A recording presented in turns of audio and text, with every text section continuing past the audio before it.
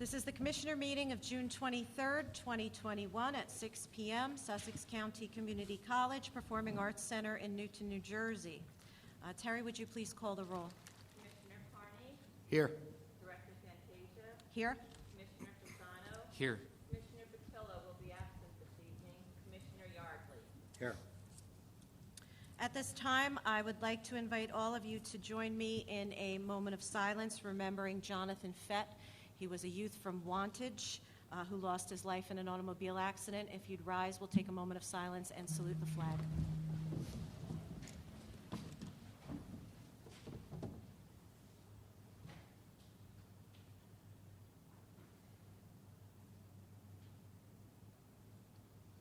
I pledge allegiance to the flag of the United States of America and to the republic for which it stands, one nation, under God, indivisible, with liberty and justice for all.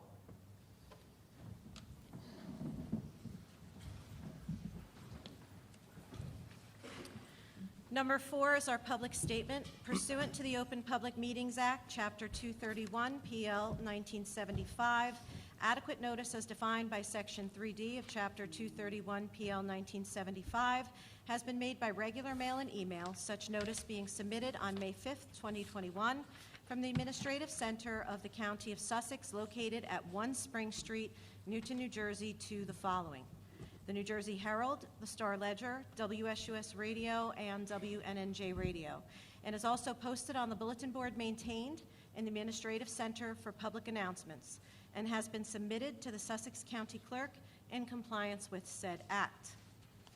Number 5 is the approval of the agenda. I need a motion to approve the agenda. Still moved. And a second? Second.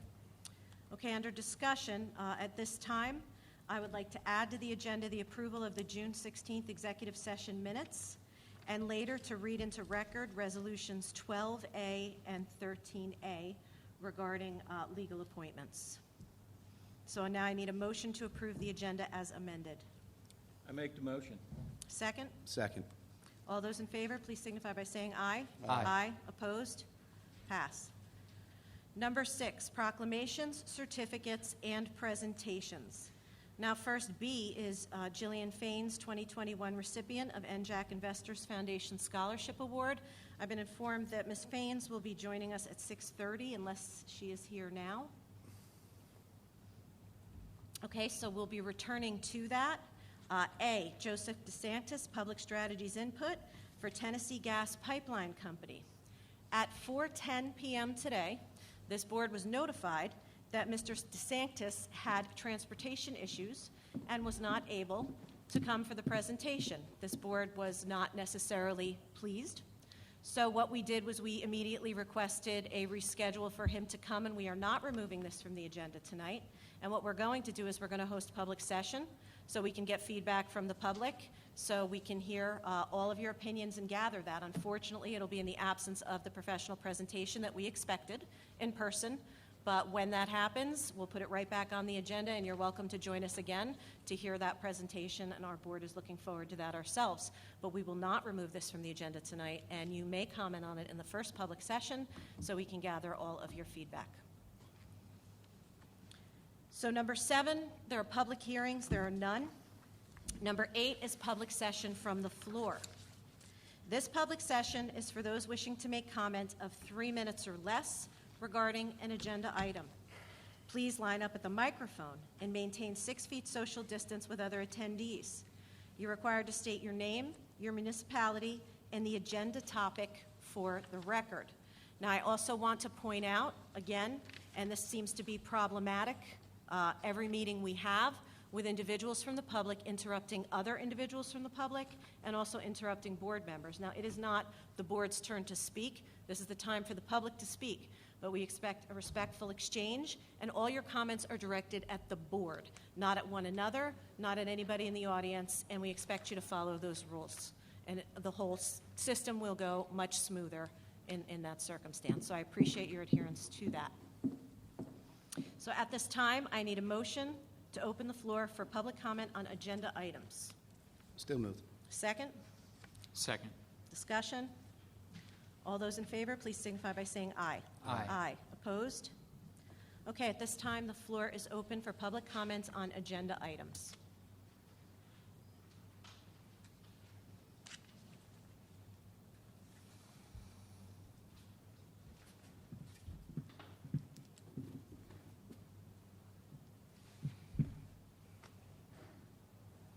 Should I start? Yes, if you just state your name and your municipality for the record so our clerk may record that, and then she'll let you know when your time begins.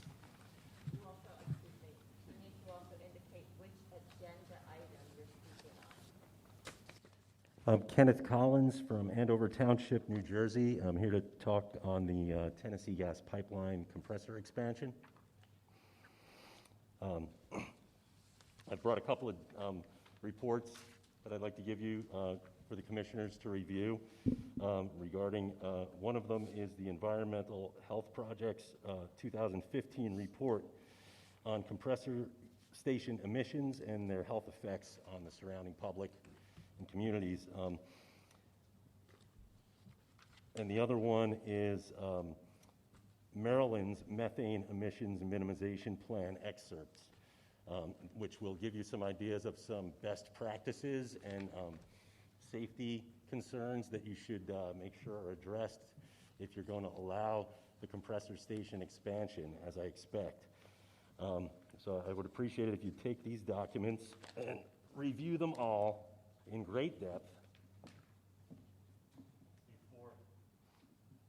before you're addressed by the charlatans from the pipeline company that are going to come here and try to convince you to allow them to dump tons and tons of toxic materials into our air. There are lists of 10, 12, 15 different cancer-causing chemicals that are emitted by the compressor station right now that exists up there.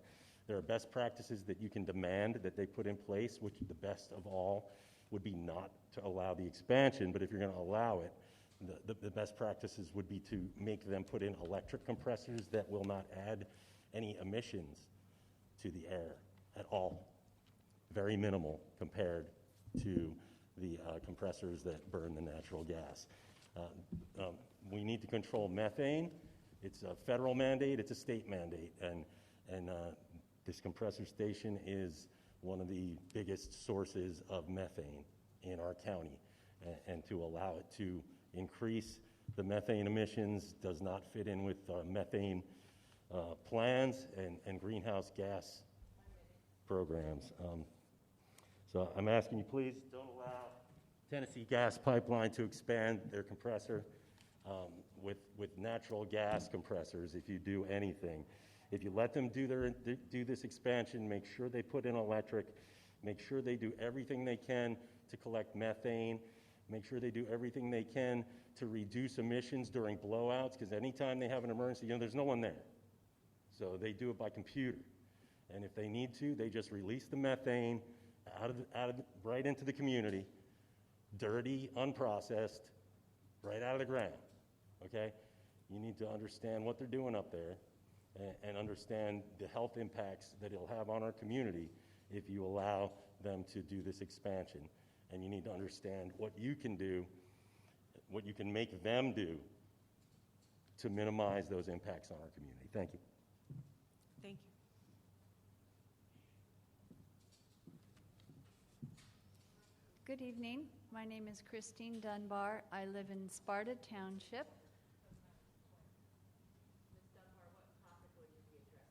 I'll be addressing the expansion of the Wantage compressor. Okay, thank you. Thank you very much for having this meeting and allowing the public session. I'm here actually upon the suggestion of my mayor, Christine Quinn. And I am here because you, the Sussex County Commissioners, care for and protect their municipalities from harm and risk, right?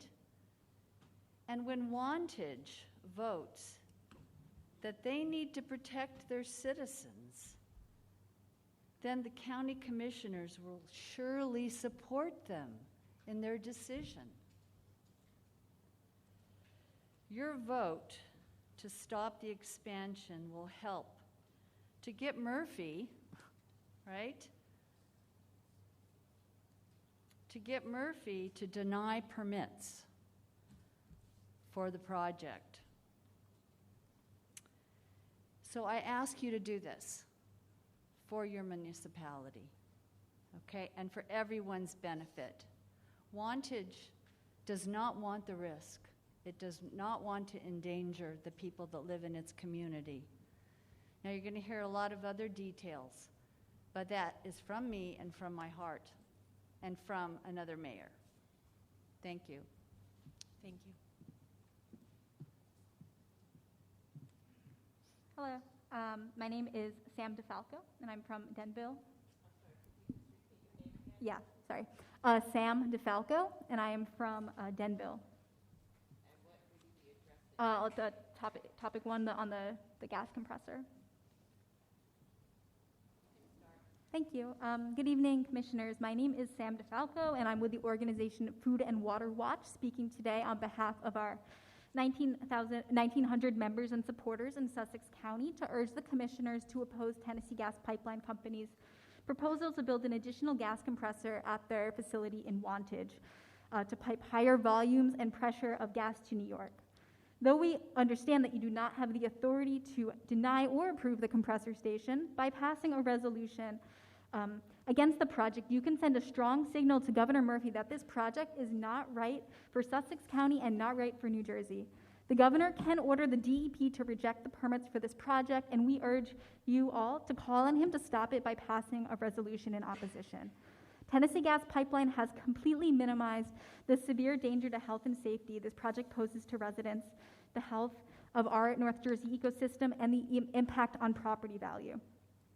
This additional gas-fired compressor would more than triple the size of the Wantage facility and mean more harmful air pollutants and particulate matter would be released into the surrounding communities daily and especially during blowdown events. In addition to the Wantage facility, Sussex County also faces pollution from the gas compressors in Milford, Pennsylvania, Minnesink, New York, Wauwaugonda, New York, and the other compressor Tennessee Gas Pipeline wants to build in West Milford. The cumulative impacts of these compressors will worsen air quality for residents, not just in Wantage, but across the county. Also, piping higher volumes of gas at greater pressure through this pipeline system, parts of which are now 65 years old, brings a greater risk of leaks, accidents, and even fires along the pipeline route, which runs across Sussex County near homes, schools, parks, and recreational sites. And all of the gas from this project is going to New York at the risk of New Jersey residents. New York does not need the gas. It's against New York's climate goals, which prioritize clean energy solutions for home heating and cooling. And no amount of tax revenue will make up for the cost if there's a serious catastrophe, a fire, explosion, or leak of volatile compounds into our communities. We know that well-paying union jobs are crucial in the fight against climate change, but our leaders must ensure that there are opportunities for good union jobs in renewable energy to protect workers and to protect the future for our children. So we urge you to join with Wantage, Montague, and Hamburg, who are among a growing number of North Jersey towns that have stood up for the health of their constituents and pass resolutions against the project. I have a copy of a model resolution you can use. I'll leave it here with you, and I urge you to pass this at your next meeting. Thank you. Thank you.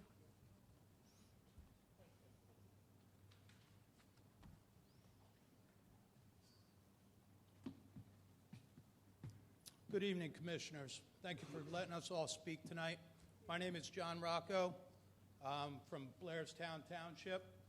I just want to speak on behalf of Tennessee Pipeline. I've worked for Tennessee Gas over the course of my career for about 30 years. I've done that existing pipeline that already exists there.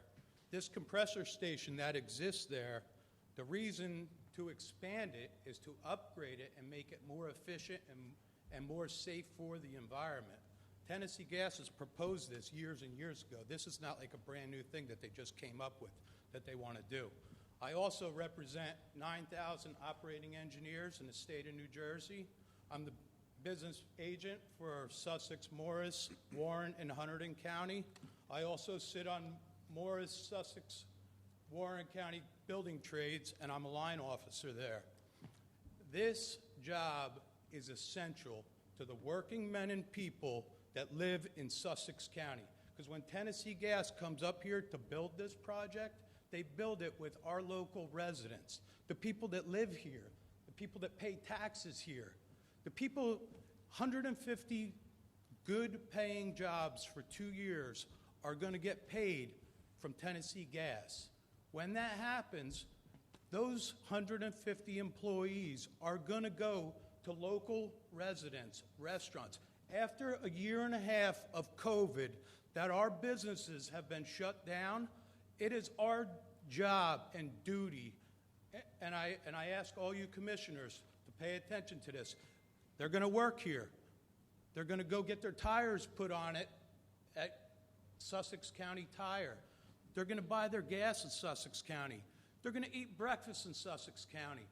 Some of them are going to stay here if they live down south and they're working too late. I strongly urge you on behalf of the local men and women in Sussex County and the local tradesmen of this area and women, I strongly urge all you commissioners, please take a look at this project. It's only going to make this whole community and this whole area better. We look at Elizabethtown Gas. We're all doing upgrades in Sparta. We're doing upgrades in Franklin Township. We're doing upgrades in Ogdensburg. Where do you think that gas comes from? Elizabethtown Gas, New Jersey Natural Gas. Where do they buy that oil from? It comes out of that pipeline.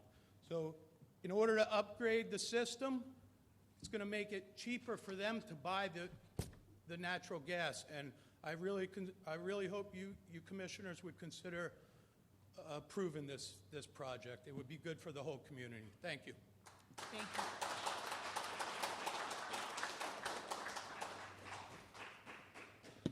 Good evening, Commissioners. My name's Robert Hopkins. I live in Hope, New Jersey. I'm a 34-member year of the Carpenters Union, Local 254. I'm a council representative with the Eastern Atlantic States Regional Council of Carpenter, and I'm the president of Local 254. I represent 3,400 members of Carpenters Local 254, which encompasses Sussex County residents up here working. I'm here to support the resolution for the compressor project and this Tennessee pipeline project. You know, this past year we went through a tremendous pandemic in this country, and we never need to forget what happened in this country and the economic impact it had on each and every one of us going forward. Our children, our grandchildren will be paying for what went on in this country for the past year. And when projects like this come along that can help get back on track our economy and get our people back to work, and the local businesses have been decimated up in this area. I'm a member of the Chamber of Commerce up here in Sussex County. I'm on a call every Friday with some of the commissioners here, and we know the impact that it's had on people, their families, and the businesses up here. I'm just urging you to pass this project. It will put good-paying jobs for 2 years, like Mr. Rocco said, back in the community. The businesses will benefit from a project like this. We need projects like this. We don't need our residents having to travel 60, 70 miles to go to work looking for good-paying jobs. I believe we should pay at home, we should work at home. Projects like this will keep our people working in the community, it'll keep local businesses sustained, and it'll be a good upgrade for our living, for clean energy to come to our area. You know, for the past couple of years, all we hear about the oil prices and everything else rising, rising, and rising. Natural gas provides economical value to people's homes. People that do heat with propane up in these areas, you can't afford to do it. I have an 84-year-old mother-in-law. Her heating bill's over $5,000 a year because she has to use propane. When natural gas and these upgrade expansions can go on, we can all get back to, you know, reinvesting in our communities when we're not so paralyzed with paying, you know, outlandish economic bills for oil and resources and, you know, propane. So I urge you to pass this project. It'll put people back to work here, and good-paying jobs and responsible, you know, environmental procedures will be followed. We work on a lot of these projects throughout our communities. Thank you for your time. Have a good evening. Thank you.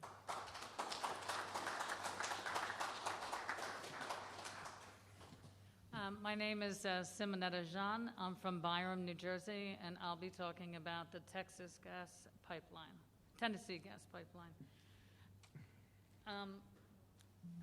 I want to urge you, the Sussex County Commissioners, to oppose this expansion compressor proposal, and please call on Governor Murphy to stop it. This expansion of the compressor will come with many safety risks. For those who live in areas around the compressors, they and the earth are exposed to pollution, toxic chemicals, blowdowns, health issues, and threats to clean water and natural resources. The most significant impact is climate concerns. The increased methane from these compressor stations will exacerbate climate change.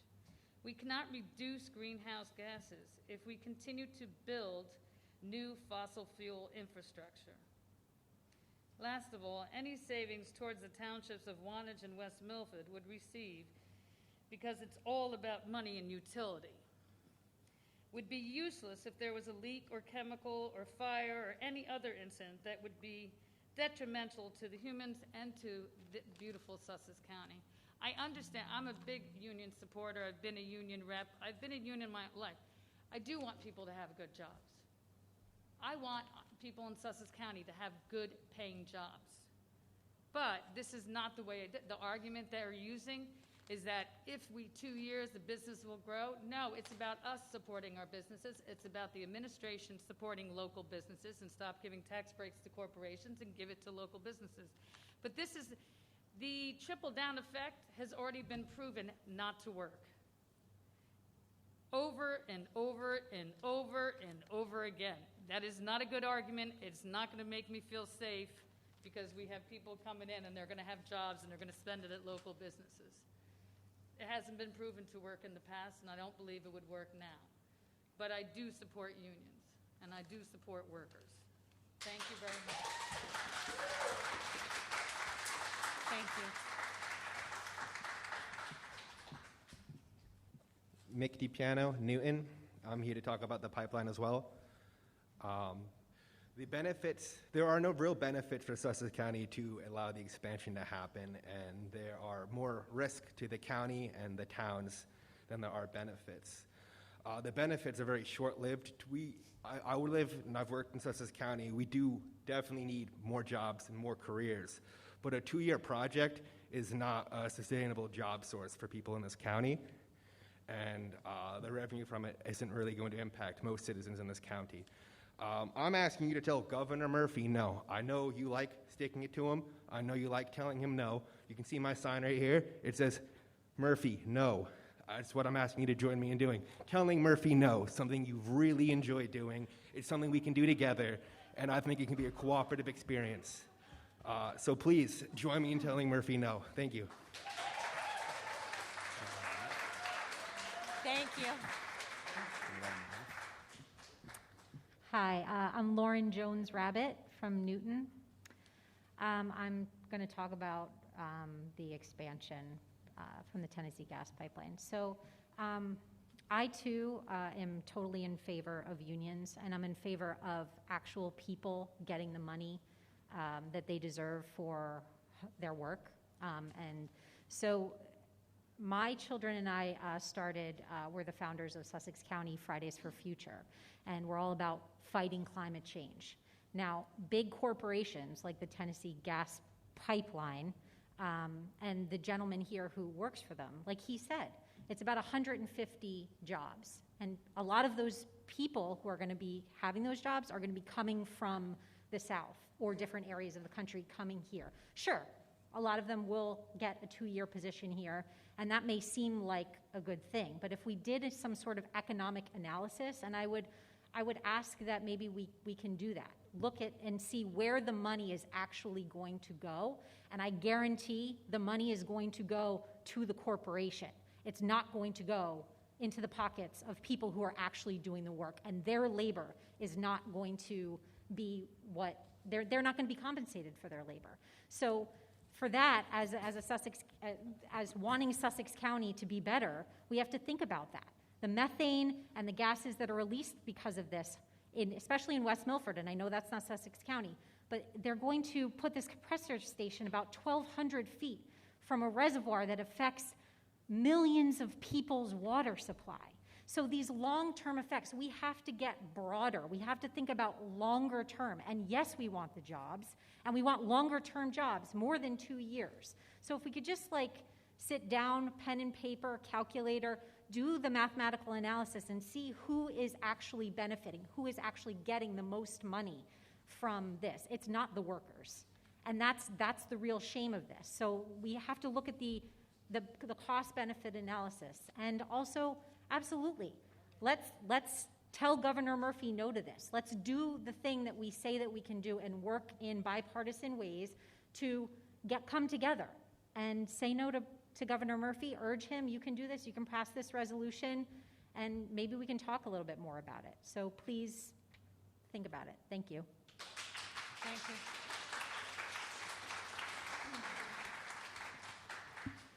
Good evening. My name is Zoe Heath. I am a resident of Vernon, and I am also going to be speaking about the Tennessee pipeline compressor expansion.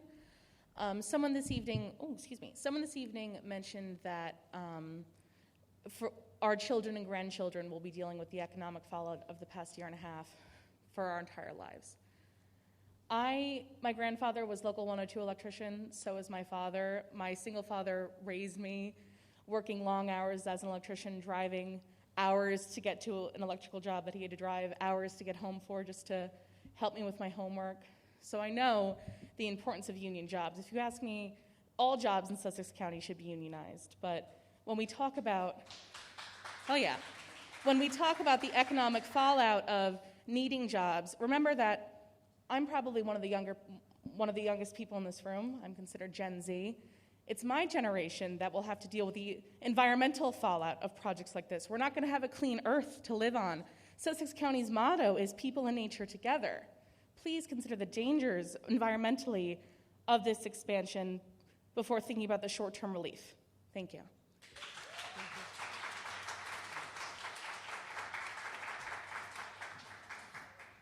Good evening. Thanks for having us in the public session. I'm Carolyn Jackson. I'm a Wantage resident. I do live a stone's throw from this compressor station upgrade.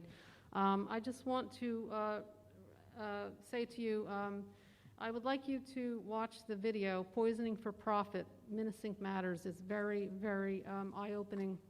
I really didn't think much of this compressor station until I saw a lot of what was going to happen and all the side effects of everything. And plus, we do in the summertime, we smell these gases currently. Right now, this is going to be 3 times larger than it is now. We do hear the blowdowns. My friends' horses go freaking out all the time. Also, about 2018, there was a malfunction from this compressor station, and I was scared. Pardon me for saying it, I was scared shit. The earth shook. The rumble was an earthquake. I just was, what the hell is going on? And I pardon my English, but it scared me. And it was that compressor station in my backyard malfunctioning. Now that is a small compressor station. And also, guys, I am a union supporter. My family members are union people, so I understand the whole job situation. This gas is for New York. It's not benefiting New Jersey at all, so I think you've heard that. And our property values, how is this going to affect our property values? Also, I just heard recently today, I read someone on Facebook in one of our groups, she is not going to buy the house of her dreams in Wantage because of this compressor station. Also, my neighbor bought a nice 5-acre parcel. He is now not going to build on this parcel because it abuts right to this compressor station.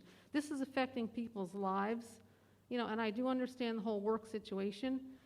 It does affect people's work, and I want everyone to have a job and everything, but also I got a brochure from Kinder Morgan, and it says if you smell gas, leave the area immediately. Do not light a match. Do not start an engine. Do not use your telephone or cell phone.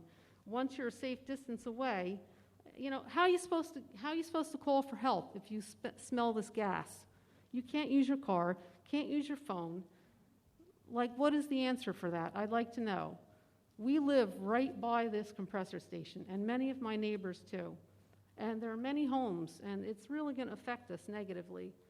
And, avoid making contact with escaping liquids or vapors. as potential hazards may include eye, skin, and respiratory irritation, and the product may be highly flammable. Well, of course it's highly flammable. It's just really a very unsafe and unhealthy compressor station expansion. Wantage does not need this, and neither does West Milford. That reservoir is affected as well, and you should really highly make sure you watch Minisink Matters. It's very, very eye-opening. And thank you very much. Thank you.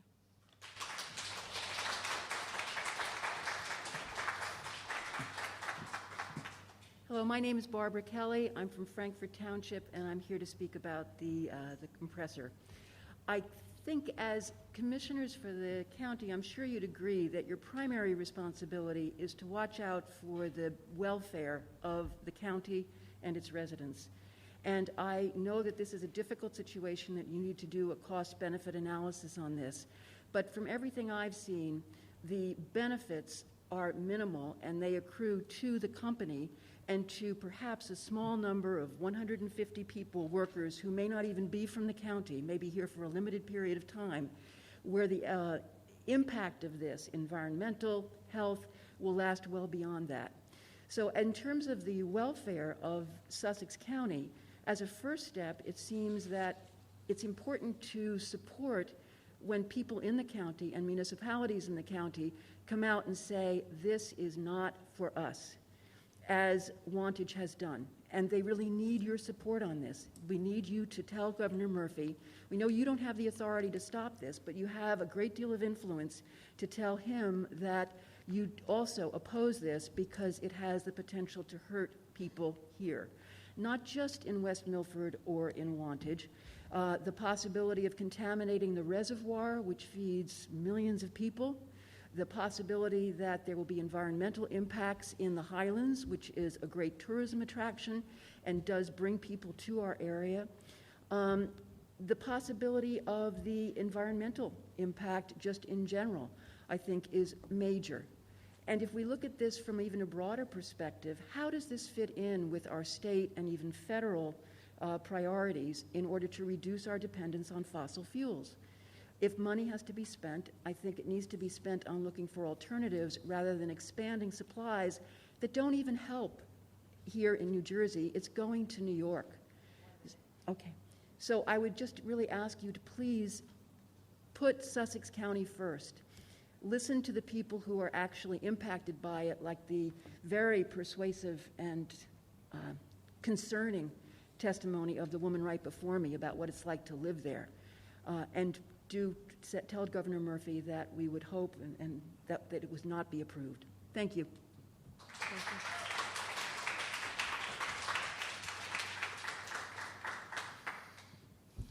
Good evening, I'm Sid Madison. I live in Piscataway, New Jersey. We have the same kind of problems down in Piscataway, and I have a little presentation. I'm going to provide you with some numbers that go along with the information that you've been getting. The topic, again, is the compressor station. And what I want to tell you about...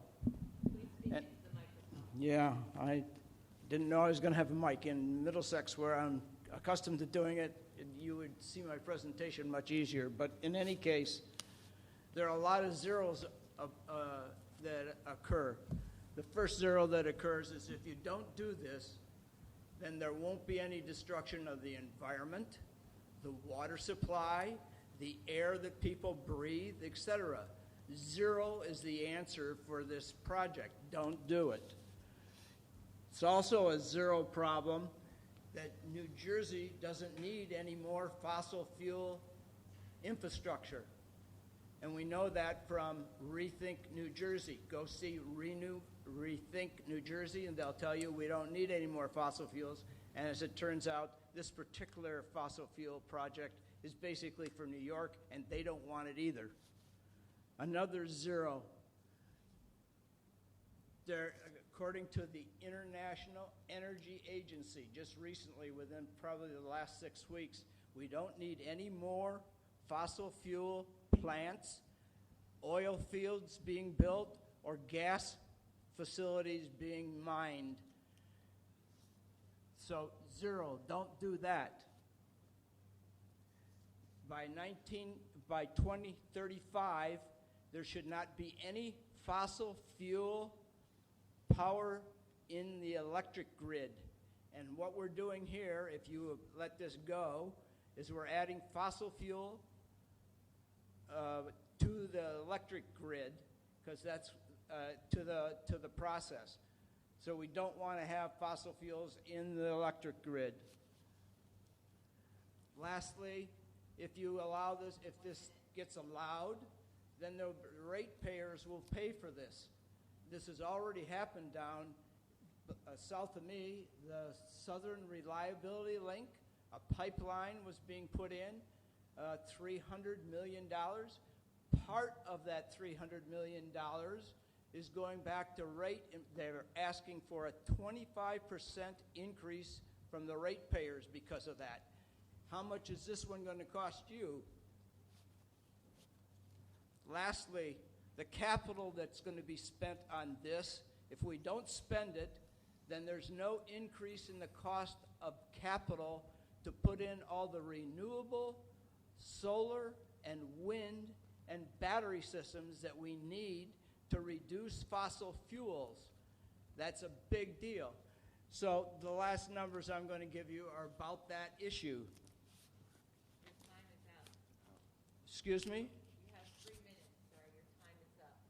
Thank you for your comment. You didn't give me a 1-minute notice. I'm sorry I didn't hear it.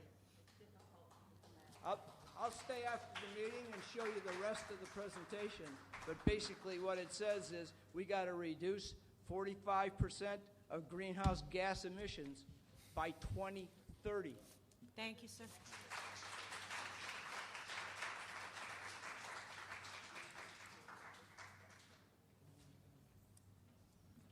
How do you do? My name is Greg Gorman. I'm from Hamburg. I'm here to talk regarding the Tennessee Gas Pipeline compressor I'm sorry, sir. station Can you say your expansion. last name again? I want to make sure I get it right. Gorman, Gorman, Thank you. and I'm from Hamburg.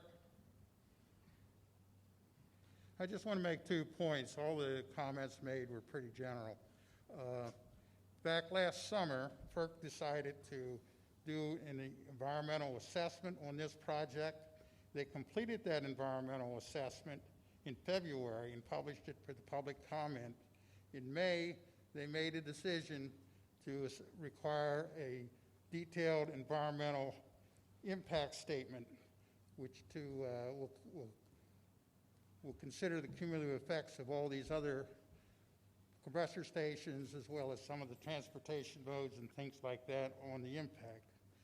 Point is that FERC recognizes that this is going to be a serious impact on the environment, and they want to make sure that everything's done, and you should consider that in any decisions that you make. The second point I want to make is the union described 150 people over a 2-year period. You're very familiar with the way projects operate. Though at 150 head count isn't 150 for 2 years. The first part's going to be engineers, lawyers to get in the permit process. Once those permits are achieved, then they're going to be doing the construction work. The construction work in terms of what they're going to do at Wantage is they're going to cut some trees down, build a fence around the perimeter, lay out a concrete platform, and then the developer of the turbine that's coming in, i.e. I believe it's from John Deere. Their experts are going to come in to assemble the turbine. It's pre-manufactured somewhere in the Midwest. The point is the union description of 150 people working here, Sussex County employees, is very exaggerated. Thank you. Thank you, sir.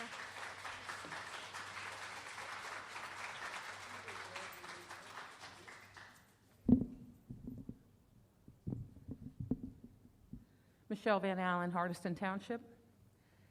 I'm also speaking about the Tennessee pipeline. Before I go there, though, I just want to bring attention to the disrespectfulness to this college that people that are refusing This is public comment for Yep. agenda items, so you may not bring up disrespect to the college. Right now, you get 3 minutes to speak on an agenda item. Okay, Thank you. so the people Thank you. not wearing their masks, Thank we'll you. talk to them later. Appreciate that. The Thank you. 150 jobs are important, excuse me.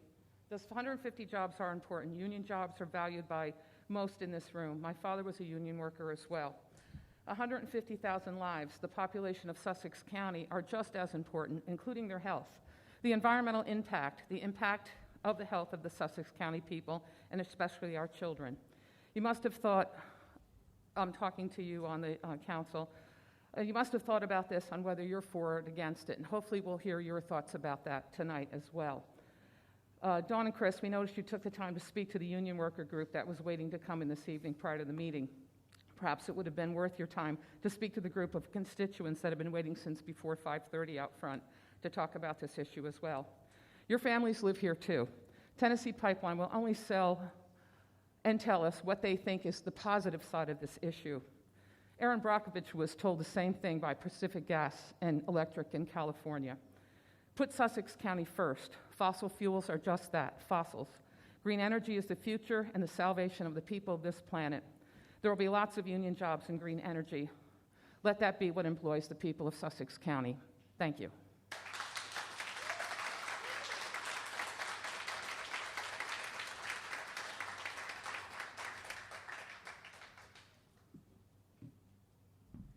Hi, Katie Rotundi, Hampton Township. Okay, sorry. I have a bad back and I can't, I'm sorry guys, I'll put it back down. I wanted to talk about the pipeline. I very much am in support of unions. I think that, you know, getting more jobs here for our union workers here in Sussex County and in general is important. I also wanted to remind everyone of Lake Hopatcong in 2019 and what happened here. We lost, beyond a summer, Sussex County took a massive hit, and that's New Jersey's largest natural freshwater body. So we didn't do that. You know, there were a multitude of things that created that. One part of it is climate change and the climate crisis, which is something we're talking about and that this relates to. The other thing is fertilizer, because there was so much rainfall. So it doesn't make sense that we would put something in that wouldn't help us in any way, that is going to New York, would not necessarily have people in Sussex County doing those jobs. It won't bring people into Sussex County real estate-wise. And so if our natural freshwater resources we're having issues with, homelessness rate is going up, poverty rates are going up, and our population rates are going down. So why would we do this on purpose? It doesn't make sense to jeopardize where we live to do this. It simply doesn't make sense. And it's going to affect drinking water and so many other things. And I think it would be a really great idea for the union workers and even the commissioners, other environmentalists, to talk about it, because I think we're all kind of actually on the same page. And Mick is right, you guys do love saying no to Governor Murphy, and I think this is something you should definitely say no to him on. So I think that there's a way where we all kind of want the same thing, good things in Sussex County, protect our land, jobs, protecting union workers. I think this is one of those things that we can all agree on, but let's just get to it in the right way. Thank you. Thank you.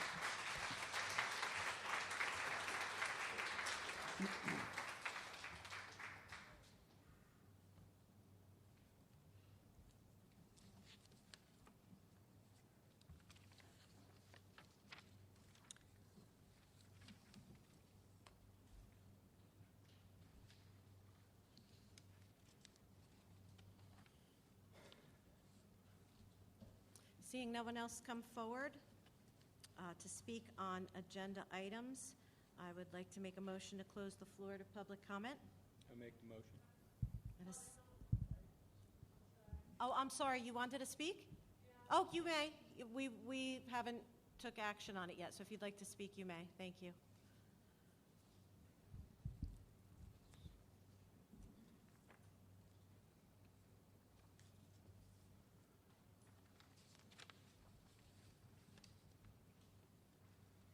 Hi, I'm Margaret Wood. I live at 324 Germantown Road, West Milford, New Jersey. I'm against the compressor stations in both Wantage and New Jersey. I found a paper that I'd like to tell you about, scientific peer-reviewed paper called Natural Gas Pipeline Compressor Stations, VOC Emissions and Mortality Rates. They say counties that have compressor stations have an increase in their death rate. And I calculated the death rate, and it comes to an increase of 2% in the death rate.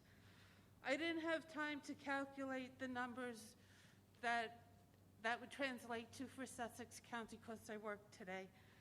But it would be close to 736 is your normal death rate. And based on your, per 100,000, based on your population, your normal death rate would be maybe 900, and 2% of that would be 18. So you're likely to have an increase of 18 deaths per year because of the presence of the compressor station. That's a rough calculation. And if the compressor station runs for 30 years, you're talking about 180 times 3, close to 500, more or less, deaths that wouldn't have happened if you didn't have this compressor station. And I don't think you should even have one more death. One is too many. So I would like to leave this paper with you, and you can do the numbers for yourself. And please take into consideration that if you approve this, if you allow this compressor station to happen without fighting it, you are sending your citizens to slaughter. You're making sacrificial lambs, and your people should not tolerate that. Thank you. I'd like to give... Thank you.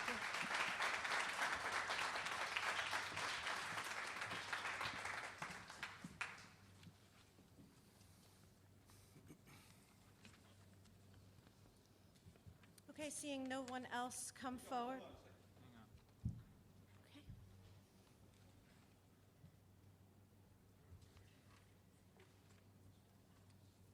My name's Richard Rocco. I'm from Hope Township, New Jersey.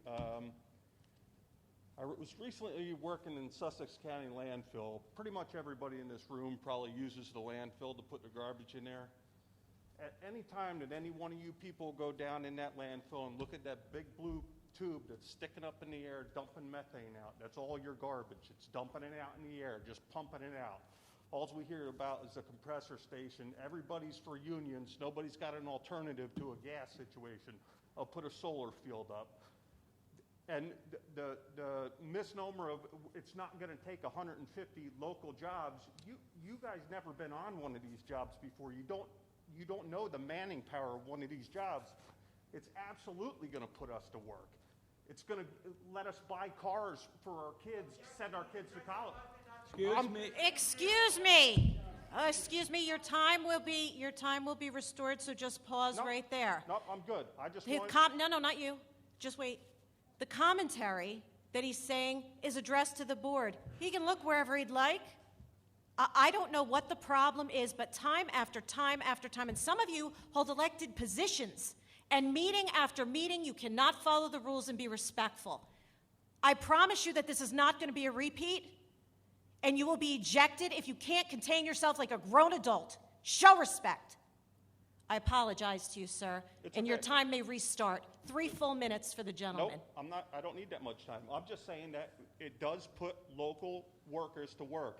And if you don't think that number of 150, you think that we're all travelers come in here, it's just not true. I don't know where you guys are getting that information from. I'm a pipeliner. I work on this shit. It puts our guys to work in our local communities. And anybody that says different, they've never been out there before. So, thank you. Thank you.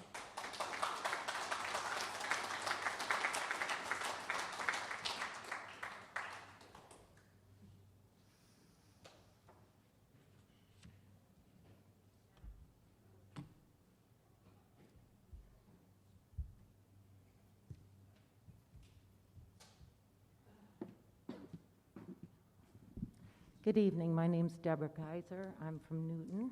I'm sorry, can you repeat your name, please? Deborah Kaiser. Thank you.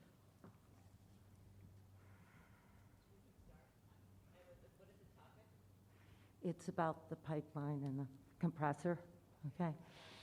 If you would take the time to study what compressors do, you would not want this here.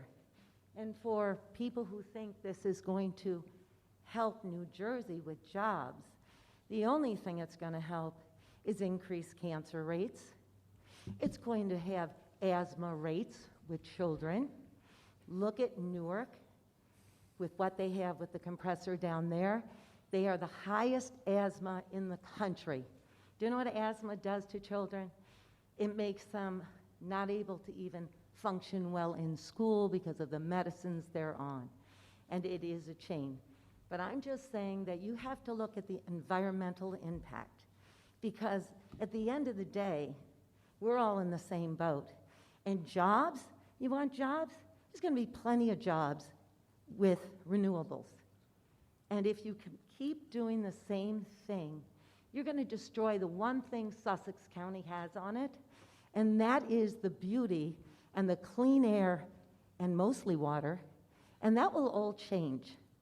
So if you want to bring people to work here and live here, I say that this group needs to really study what is not right in front of you, but what is to be tomorrow. Because without looking forward, you will regret if you pass this. I mark my words. You will study the areas, please, where these compressors are, and don't bring that here. You don't want it for your kids. Your air quality is going to change.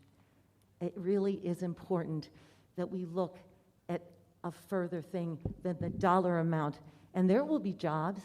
Renewables are amazing. Look what they're doing around the country and the world. So maybe we could take that and go in that direction.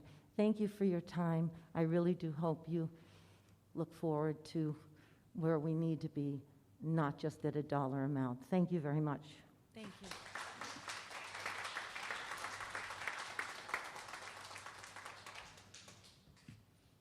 Hello, my name is Liri Ziba, Liriziba. I'm from Vernon, and I'm up here because I specifically care so much about the way that unions work in this country, and because the people that I know that work in union jobs are some of the most earnest, hardworking people I've ever met.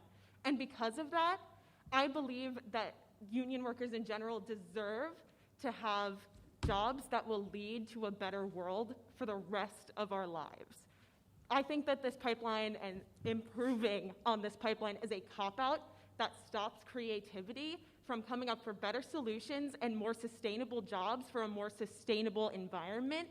And union workers and the rest of us deserve better, and we deserve to have our needs appreciated and everybody's futures to be considered, rather than just the short-term, 2-year-long work period. If people can come up with more creative, sustainable ideas that will make long-term jobs more accessible and easier to find, and that's just, what I have to say on the matter. Thank you.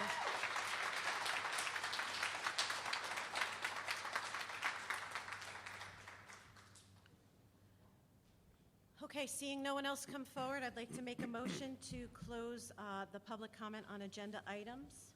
I make the motion. And a second? Second. All those in favor, please signify by saying aye. Aye.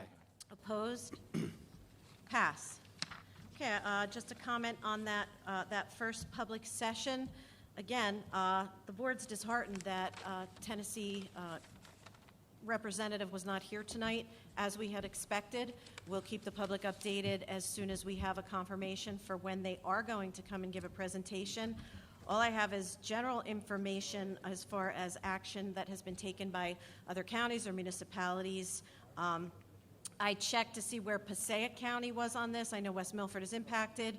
The Passaic County Board of County Commissioners has taken no action. They chose to not come out in favor of or in opposition of.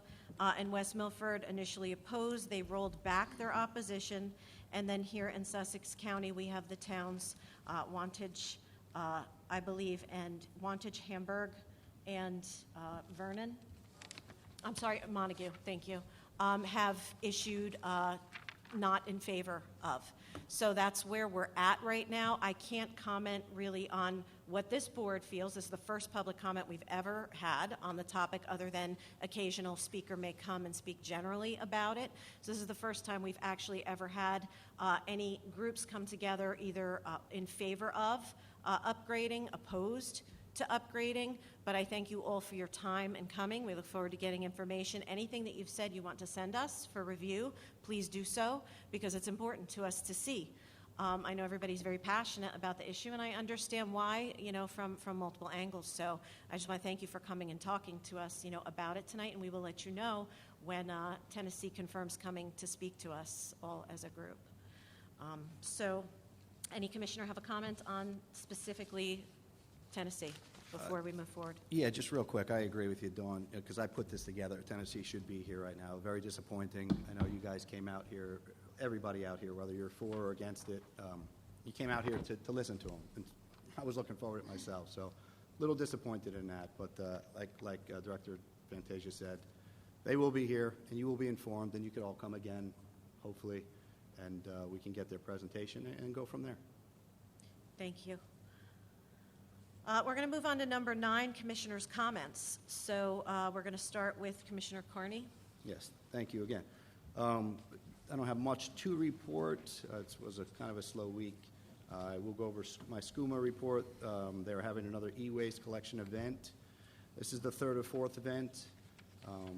It's Saturday, July 24th from 7 a.m. to 2 p.m. This is electronics waste, which includes computers, hard drives, printers, TVs, monitors, VCRs, etc. No appliances, please, no appliances. They're going to tell you to reload them and get them out of there.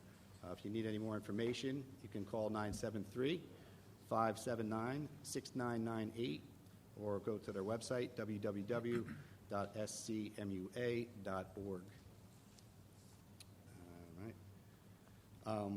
So one of the most exciting things that I get to do as a commissioner is travel to all these events sponsored by each individual municipality. I like interacting with the voters and listening to what everyone has to say. Last week, I attended the Branchville Fire Department fundraiser block party. One of the groups who were present were a group called the Sons of Liberty. I had a great conversation with the owners and learned that they are a veteran and educator-owned business. In addition to selling apparel, they promote local businesses such as bakeries, restaurants, gyms, spas, pet stores, auto body shops, machine shops. The list goes on and on. This group is made up of soldiers, first responders, small business owners, farmers, ranchers. Their aim is to unite the community by promoting sustainable living. The one thing that got me involved with politics was serving the community and making a difference for hardworking people like me and you. I admire those who, aside from their day jobs, take it upon themselves to become involved with and come together for a common cause. The Sons of Liberty have done just that, and I can't wait to see the good stuff that they plan for the future. If anyone is interested, they have an event this Saturday, June 26th. Their location is in Branchville at the Milk Street Distillery. They have a bunch of bands, and all the money that they raise is going to Warrior Strong. Just a really neat group, really do good for the community. And last but not least, this is pertaining to Pride Month. Obviously, I was not here last year when the commissioners or the freeholders at the time did the proclamation. So the county received the proclamation last year from the Sussex Pride organization, which was passed, recognizing June 2020 as Pride Month. This year, that didn't happen. Why? I'm not sure why. Was it political? Is it a tool to start a debate? Was it just innocently forgotten? I don't know. Whatever it was, I, Chris Carney, have requested a Pride proclamation for June of 2020. I, with the help of my sister, who is a married lesbian to a captain in the United States Marine Corps, will write the proclamation. I welcome any suggestions. My email is accessible through the county website. That concludes my report. Thank you. Thank you, Commissioner Carney.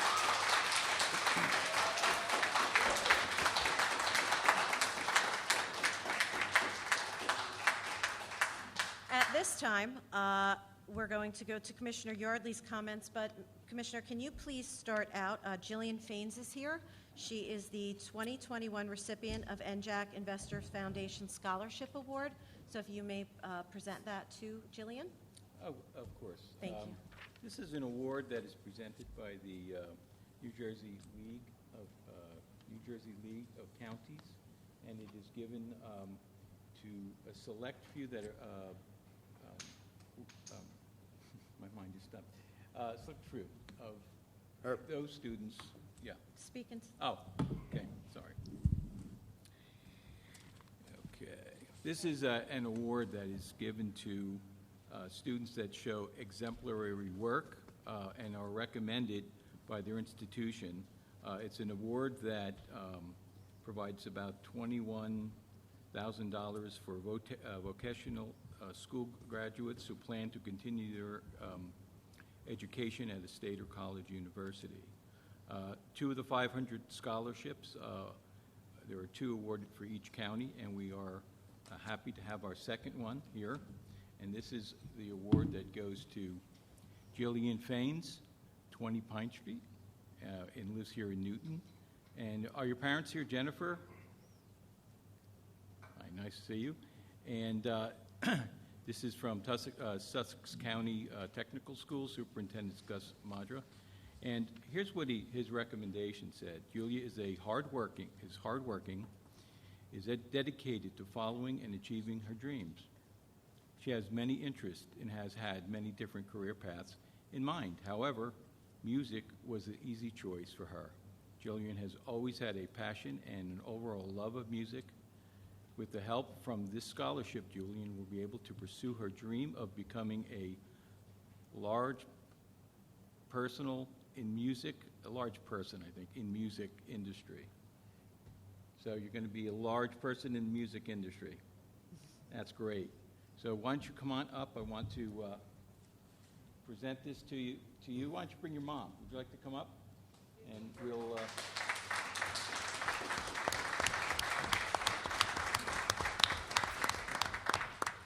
Stop. We're going to keep some distance here, the 2 of you together, but I want to be able to do this. So I'd like to show the award, and this is the NJAC Foundation Scholarship Program Award presented to Jillian Fains in recognition for your dedication to academic excellence and distinguished scholastic achievement. So congratulations.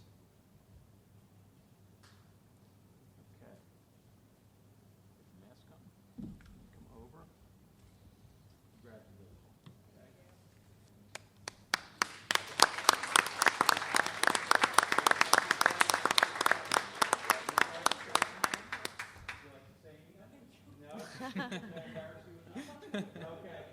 Hey, thank you and very good luck. Thank you. Thank you.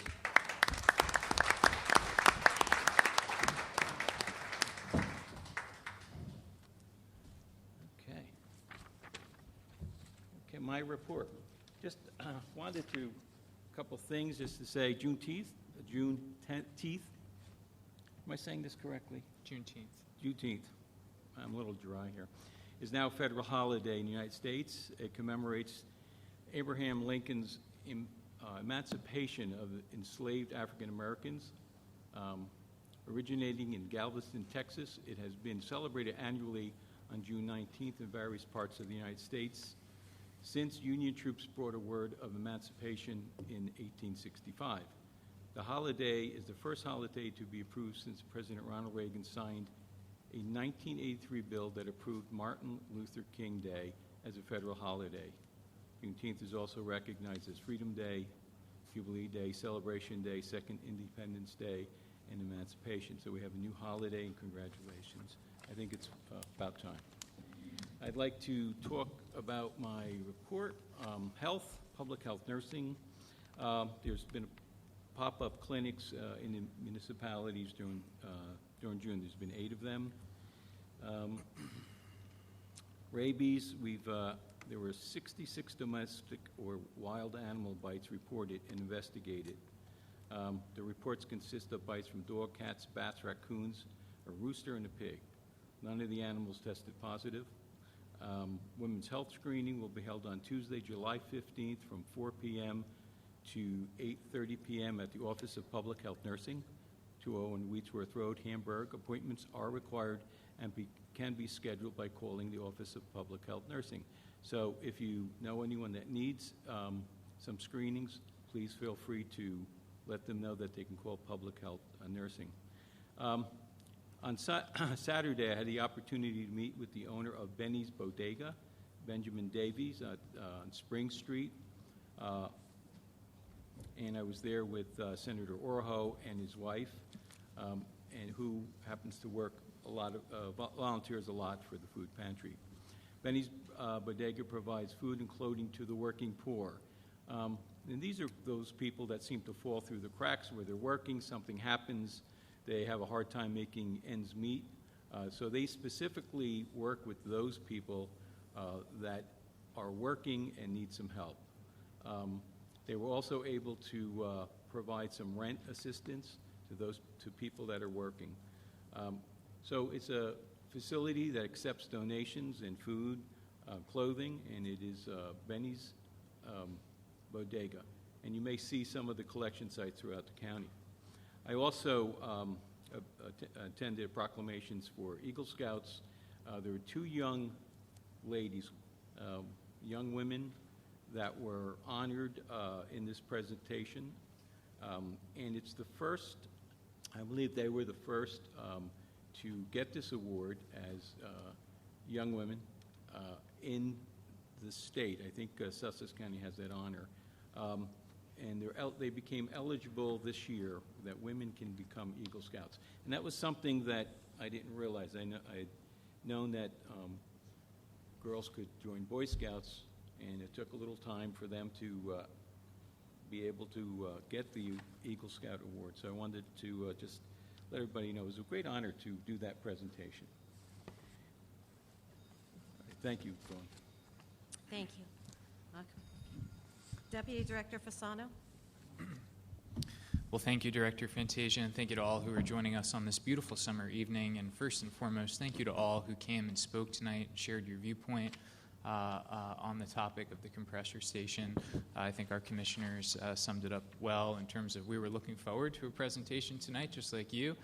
Disappointed that it didn't happen. I'm looking forward to scheduling it for the future, but thank you for sharing your viewpoints on that topic. As always, I wanted to start my report this evening with some of our latest COVID numbers, and as of today, the state of New Jersey is reporting that 142,467 doses of the vaccine have been administered in Sussex County, with 69,748 residents now fully vaccinated.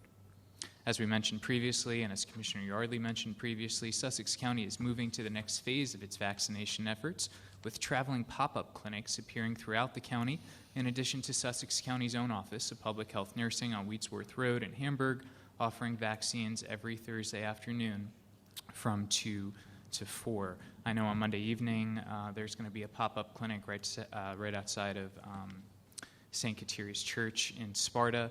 And all of this information, including our pop-up vaccination schedules, our daily reports, links to free at-home and in-person testing, links to other vaccination sites in the area, all of that can be found right on our COVID-19 webpage, which is simply sussex.nj.us/COVID-19. Last week, Commissioner Yardley and I had the opportunity to meet with Dr. Connolly for an update on the very institution we're in this evening, Sussex County Community College. We were briefed on their recent successful graduation, their agreement with Sparta High School for their new early college program, the wonderful progress being made with Newton High School on their farming collaboration, and all the work that they are doing with our veterans, including planned events going into the fall being coordinated by Sussex County Community College's Veterans Coordinator. I was also pleased to hear of a recent open house which drew over 150 potential students to learn more about Sussex County Community College's programs and the area. I know us here on the Commissioner Board look forward to continuing to support our community college. And one important reason for that is our local economy, which is also really important to support. Last week, I had the opportunity to join Sussex County's Chamber of Commerce for their COVID-19 State of Affairs briefing, where I joined Congressman Gottheimer, Senator Oraho, and Bob Adams from Newton Medical Center. The Chamber's assistance with our local businesses throughout this entire pandemic has been invaluable, and so has their collaboration with us here at the county level. What I think there is broad agreement on is that local businesses are the heart of our communities, and we need to support them now more than ever. At the commissioner level, the board has already previously granted a blanket, no-cost approval for all licensed food and beverage establishments to permit outdoor dining, and also made clear to our business community and our entire business community that we will not add any further directives on top of what the governor has decided to impose, and that in Sussex County we do indeed consider every business to be essential. Now the board intends to evaluate how we can utilize a portion of our funding from the American Rescue Plan to aid and support local businesses as the summer season is now upon us. You know, right before I came to this meeting tonight, I went to Sussex County Chamber of Commerce's Business Expo, and it was amazing. It's the first time that they've had it since the pandemic. It was outside. They had a fantastic cheeseburger stand there. But the best part about that was dozens, if not 100 or so, Sussex County businesses and local businesses who were thrilled to get back in person, meeting with people, and getting back to the business that they love. We're going to support that to the highest extent we can because we know it's important. We just saw how important it was. We need to get business moving again, and I think we're well on our way. So with that,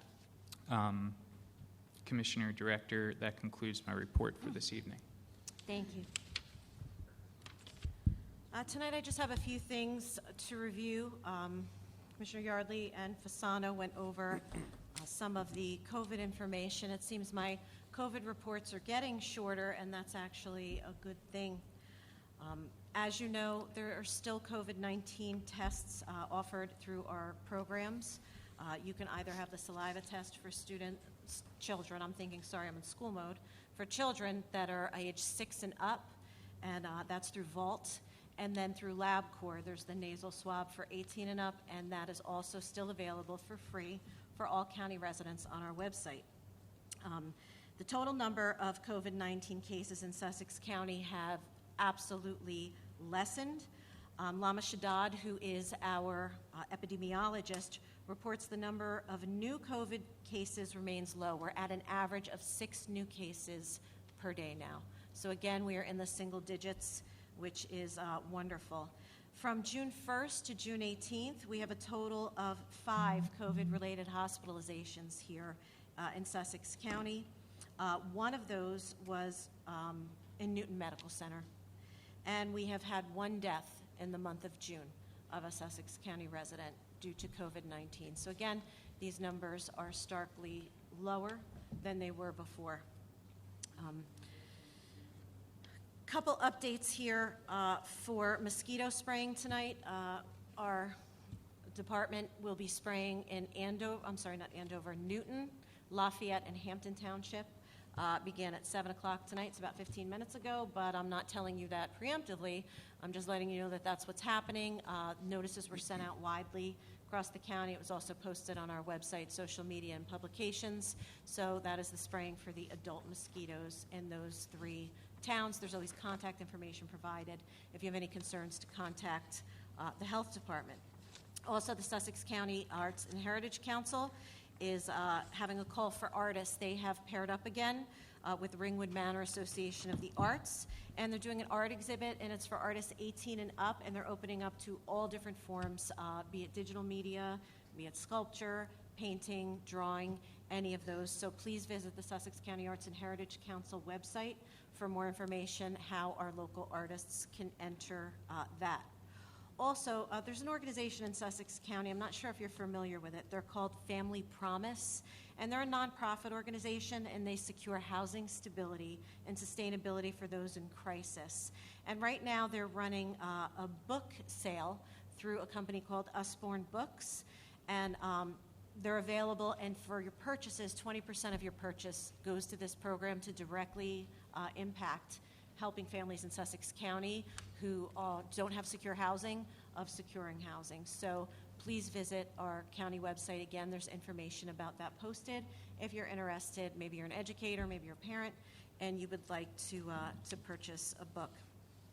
Now, tonight we have a few interesting things on our agenda by way of resolution.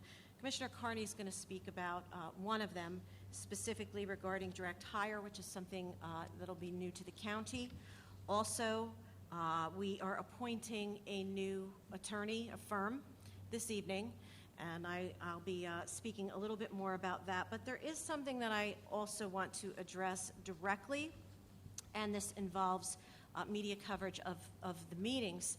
And I am not in any way referring to media coverage by any blogs. I understand blogs, no matter where you land on the spectrum, that's where the spin lands. What I do expect, and you know, the board has a bit of concern that I wanted to state publicly. Board has a bit of concern if there's a media outlet that often cherry picks information, changes quotes, omits pieces of quotes, and attributes non-quotes to the board. So for public record, and I want to be clear here, we expect more, and Sussex County deserves more, especially considering every single meeting is recorded. So moving forward, the expectation truly is, for instance, and I will give you a for instance, when this board had conversations with the public regarding recognizing Pride Month, and there was commentary in the newspaper that this board then pushed forward to add on another item on the agenda that was not on there by way of resolution. And I want to make crystal clear to the media outlet and to everybody in this room that a public request for a proclamation for a celebration has a protocol. But when this board is contacted saying that our road striping materials will no longer be available, not even considering the increase in cost if we don't move quickly, but there would not be paint available to paint and stripe our roads to keep our residents safe. So this board amends an agenda within that time window in order to have those materials to keep our residents safe. You can be damn sure we're going to do it, and we would very much appreciate if the newspaper attributed that correctly and did not equate that to a public request for a proclamation. That concludes my comments for this evening.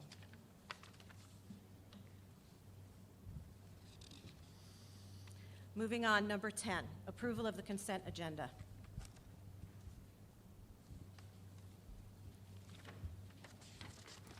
I need a motion to adopt the consent agenda A through E. I'll make the motion.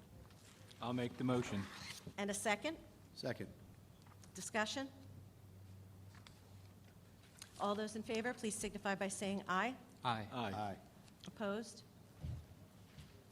Pass. Number 11, approval of the minutes for the regular meeting, June 9th, 2021, executive session, June 9th, 2021, and the special meeting, June 16th, 2021. I need a motion to approve the minutes from the regular meeting, executive session, and special meeting. Director, are we also voting on the executive session minutes from June 16th? I believe that we were. Would that not be special meeting, June 16th? They were open and executive. Because open we didn't act on? Okay, thank you very much. Right.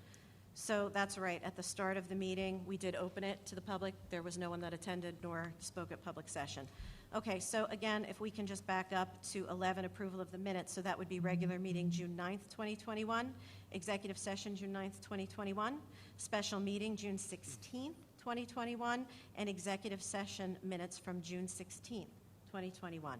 So I need a motion to approve those four. So moved. And a second? Second. Discussion?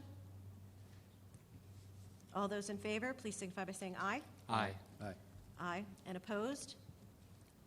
Pass. Okay, number 12, appointments and/or resignations. A, resolution for the appointment of county council, part-time, for the County of Sussex pursuant to NJSA 40A943 for a 3-year term to commence July 1st, 2021, and expire June 30th, 2024. I need a motion to approve the appointment. I'll make the motion. And a second? Second. And for discussion, I'm going to read it into the record. It's long. I'm going to drink. It's not that long. Wait till you see the next one. Okay. Okay, so this is a resolution regarding the appointment of Douglas J. Steinhardt, Esquire, of the law firm Florio, Perucci, Steinhardt, Capelli, Tipton, and Taylor, LLC, to the position of County Counsel, part-time for the County of Sussex, pursuant to NJSA 40A 9-43, for a 3-year term to commence July 1st, 2021, and expire June 30th, 2024. Whereas pursuant to NJSA 40A 943, the Sussex County Board of County Commissioners, the Board, shall appoint a county council with a term of office of 3 years.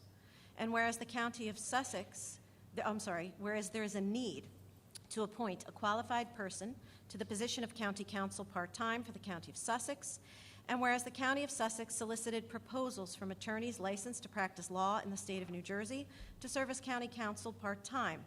Proposals were received on June 8th, 2021. Whereas the board has reviewed the received proposals and finds Douglas J. Steinhardt, Esquire, of the law firm Florio, Perucci, Steinhardt, Capelli, Tipton, and Taylor, LLC, meets the qualifications for county council part-time based upon the established evaluation criteria.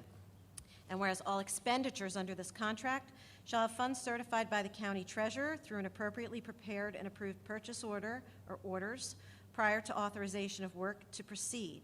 And now therefore be it resolved that the Sussex County Board of County Commissioners hereby appoint Douglas J. Steinhardt, Esquire, of the law firm Florio, Perucci, Steinhardt, Capelli, Tipton, and Taylor, LLC, to the position of county counsel for a term of 3 years in accordance with NJSA 40A 9-43, and be it further resolved that the term of this appointment shall be from July 1st, 2021 for a 3-year period expiring June 30th, 2024. Be it further resolved that a certified copy of this resolution is to be forwarded to Florio, Perucci, Steinhardt, Capelli, Tipton, and Taylor, LLC, 235 Brubelo Way, Phillipsburg, New Jersey, 08865. Certified as a true copy of the resolution adopted by the Board of County Commissioners on this 23rd day of June, 2021. Now, I'd just like to talk for a moment about how our search for county council came about. This board, a majority of us, when we came to join the board, Mr. Kelly was our counsel, and his contract did expire as of June 30th, as of this week. So the board examined a different structure that was put in place by a prior board. And that board actually had a much smaller firm, Mr. Kelly, and he has one partner. And instead, we would utilize other firms to fill in many of the county's needs for legal guidance. The prior board felt that that would be, I guess, cost-effective and provide for more of a selection. So actually the firm, Mr. Steinhardt and Florio's firm here, actually was under contract with the county as an ancillary attorney firm for 2 years now. So we have actually worked with this firm, and the Sheriff's Department here in Sussex County has also worked with this firm. So we put out our request for proposals, and I do want to make mention, Mr. Kelly is not here tonight, and we thank Mr. Bell for joining us in his absence. Mr. Kelly is traveling this evening for vacation, so he was not able to be here with us this evening. But I want to specifically thank Mr. Kelly, because although the structure that we had in place and the size of Mr. Kelly's firm was not what we were looking for, we do appreciate his hard work on behalf of the county. We hope to maintain a strong relationship with him, and he was particularly gifted in the area of elder care. And when we had some cases involving elder abuse, Mr. Kelly particularly took interest in that, and that's something I hold close to my heart. And I have a lot of respect for Mr. Kelly for his work on those cases and actually bringing them across the finish line with favorable results, in order to protect our elderly. So I want to thank him specifically for that. However, the board did interview multiple firms. We actually did receive proposals from 2 firms in particular who were large firms, and we were specifically looking for a large firm with a very wide and deep bench in order for us to access professionals to be able to service the county. We wanted to make sure that we always had counsel available to us in any case of crisis. COVID really opened our eyes for need for solid counsel. So again, we were specifically seeking a larger firm with a deep bench. Also, I feel like this firm actually serves a purpose that should make everybody in this room smile, because, if I'm not mistaken, we have as one of the primary partners the former chair of the New Jersey GOP and a potential candidate for governor of the state of New Jersey as an attorney. And we also have the former Democrat governor of New Jersey, Jim Florio, is also his primary partner. So if we are looking for a firm that can adequately advise us from every bipartisan angle and experience level, we found it. So I just want to give a little bit of background as to what the board was looking for. Mr. Kelly did complete his contract with Fidelity with this board, and we thank him for his service, but we feel it will be much more cost-effective to retain this structure that we have in place now with a much wider variety of attorneys that we can pull from for special issues. Does any member of the board wish to speak further about the appointment of legal counsel?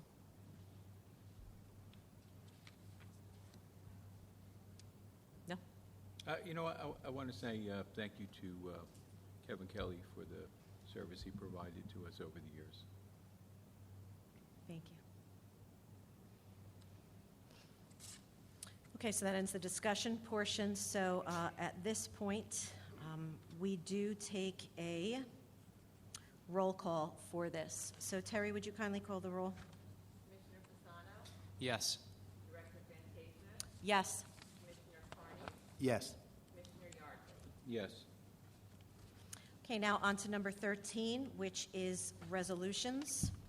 And it is actually Resolution A through K. And Terry, may I ask you this second, hope I didn't need that. Is this second that you gave me, the resolution authorizing the professional services agreement, that would be 13A, am I correct? Thank you. Thank you, sir. I didn't need that.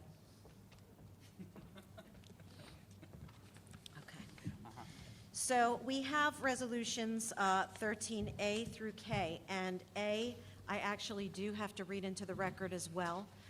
However, I'm going to do that first, and then I am going to ask if there's any commissioner that wishes to discuss a specific resolution also to give a little background to the public. But first, I'll read this into the record. So this is 13A.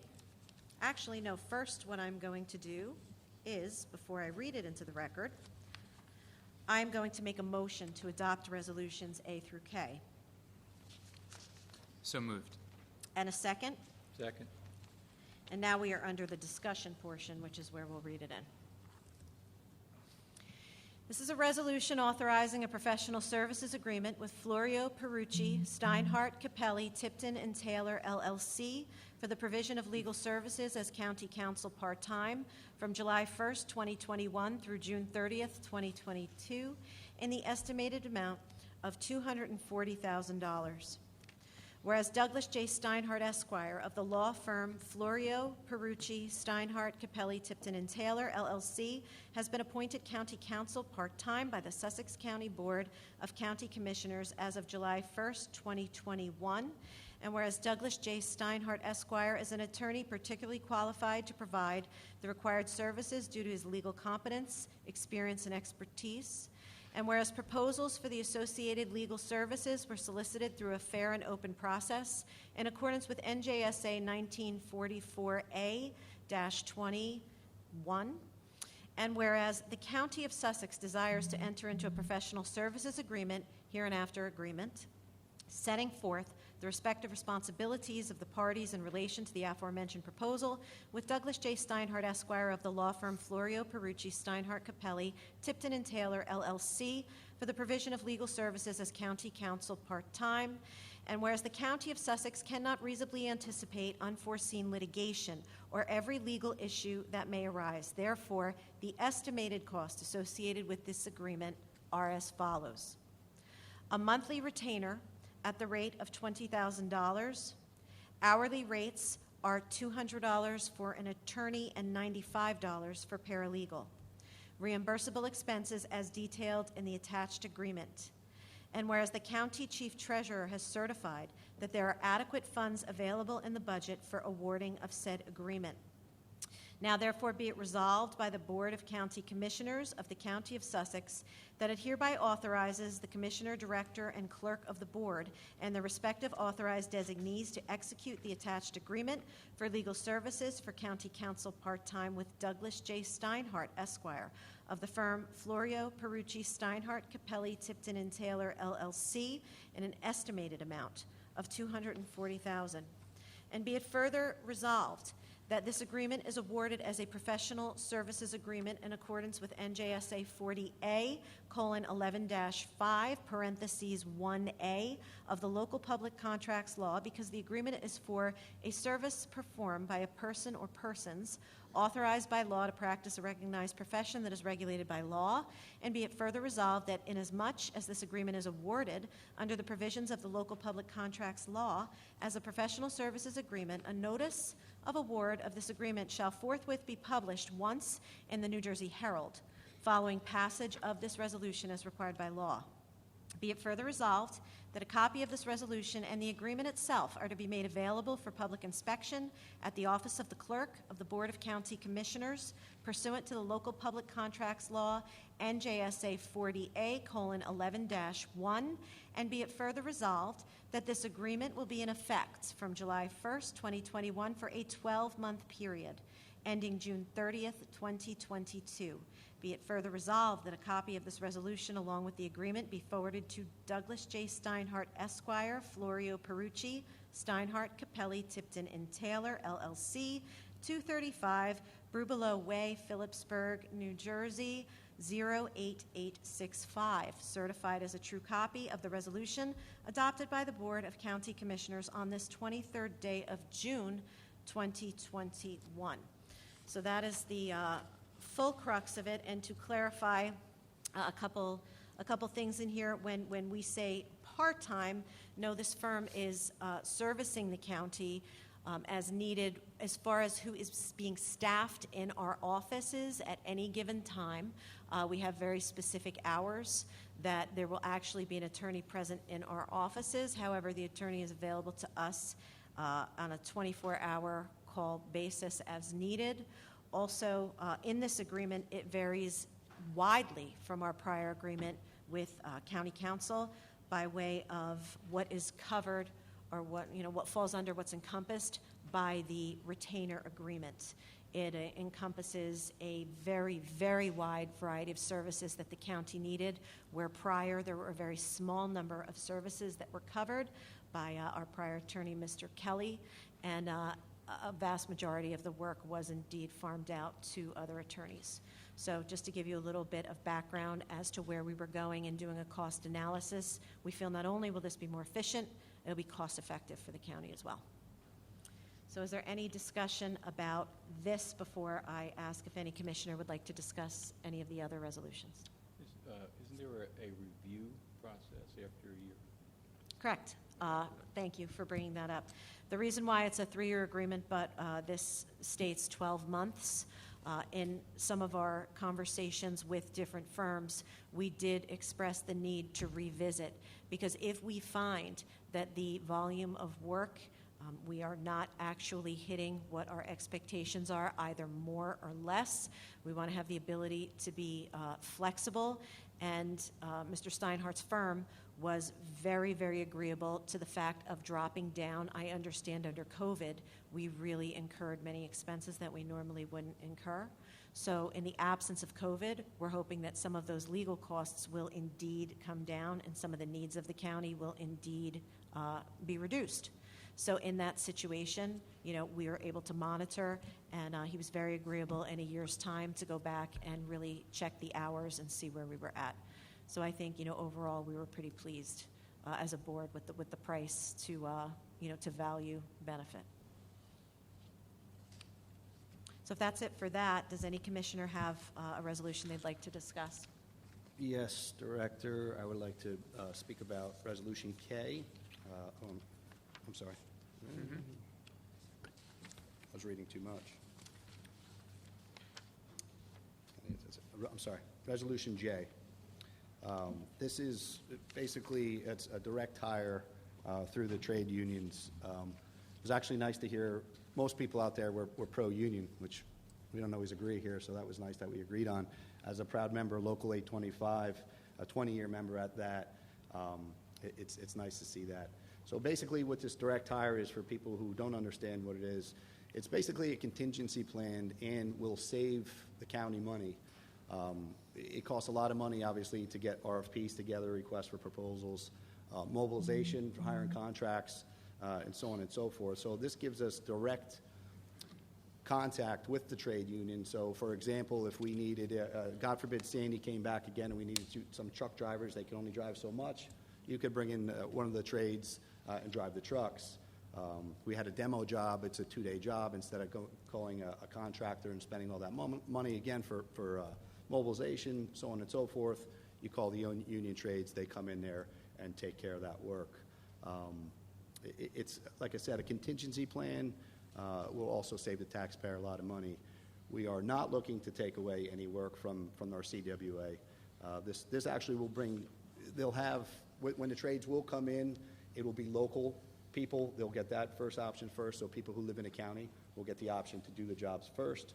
If we can't fulfill that need, then obviously they'll go somewhere else. So this has been going on for 3 years. My successor before me, Josh Hertzberg, and the rest of the commissioners have been working on it, along with Administrator Greg Poff and Jim Pruzanowski. So I'm very happy that we're going to get this done, finalize this tonight. Again, it's good for the county. It's good for everybody. So thank you. Thank you. Is there any other discussion or questions for resolutions before we vote? Okay, Terry, would you please call the roll? Commissioner Fasano? Yes. Director Fantasia? Yes. Commissioner Carney? Yes. Commissioner Yardley? Yes. Pass. Number 14, awards of contract change orders bid. The Board of County Commissioners of the County of Sussex has reviewed the award of contract change orders bids consisting of various proposed resolutions and determined that adoption of the said resolutions is in and will further the public interest.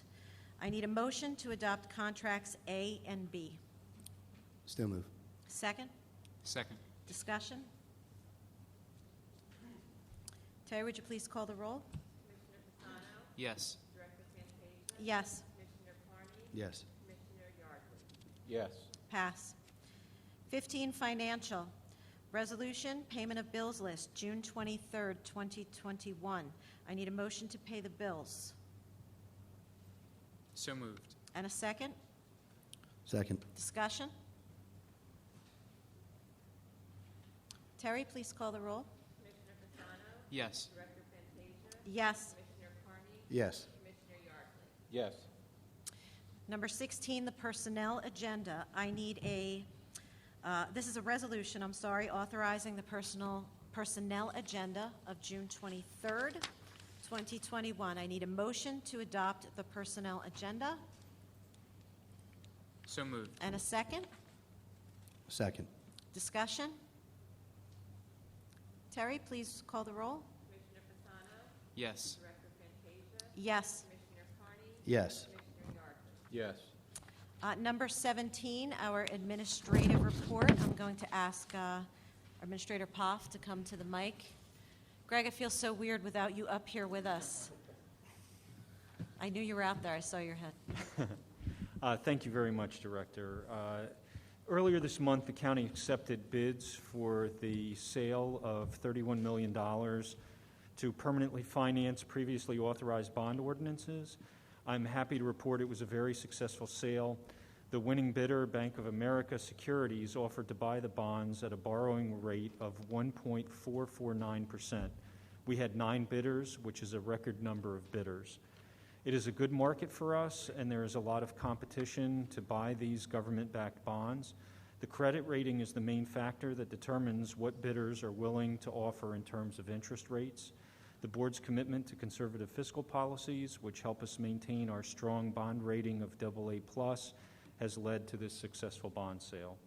As was previously mentioned, we are continuing with our COVID vaccination clinics, and in addition to the pop-up clinics that were mentioned that are currently scheduled throughout the county, in-office COVID-19 vaccinations are scheduled once a week on Thursdays from 2 p.m. to 4 p.m. at the Office of Public Health Nursing, 201 Wheatsworth Road, Hamburg, through August 26th. Again, that's from 2 p.m. to 4 p.m. Walk-ins are welcome and no appointment is required. And just like to take a moment and thank Mr. Bell for joining us this evening, fulfilling the role of County Council. Thank you. That concludes my report. Thank you.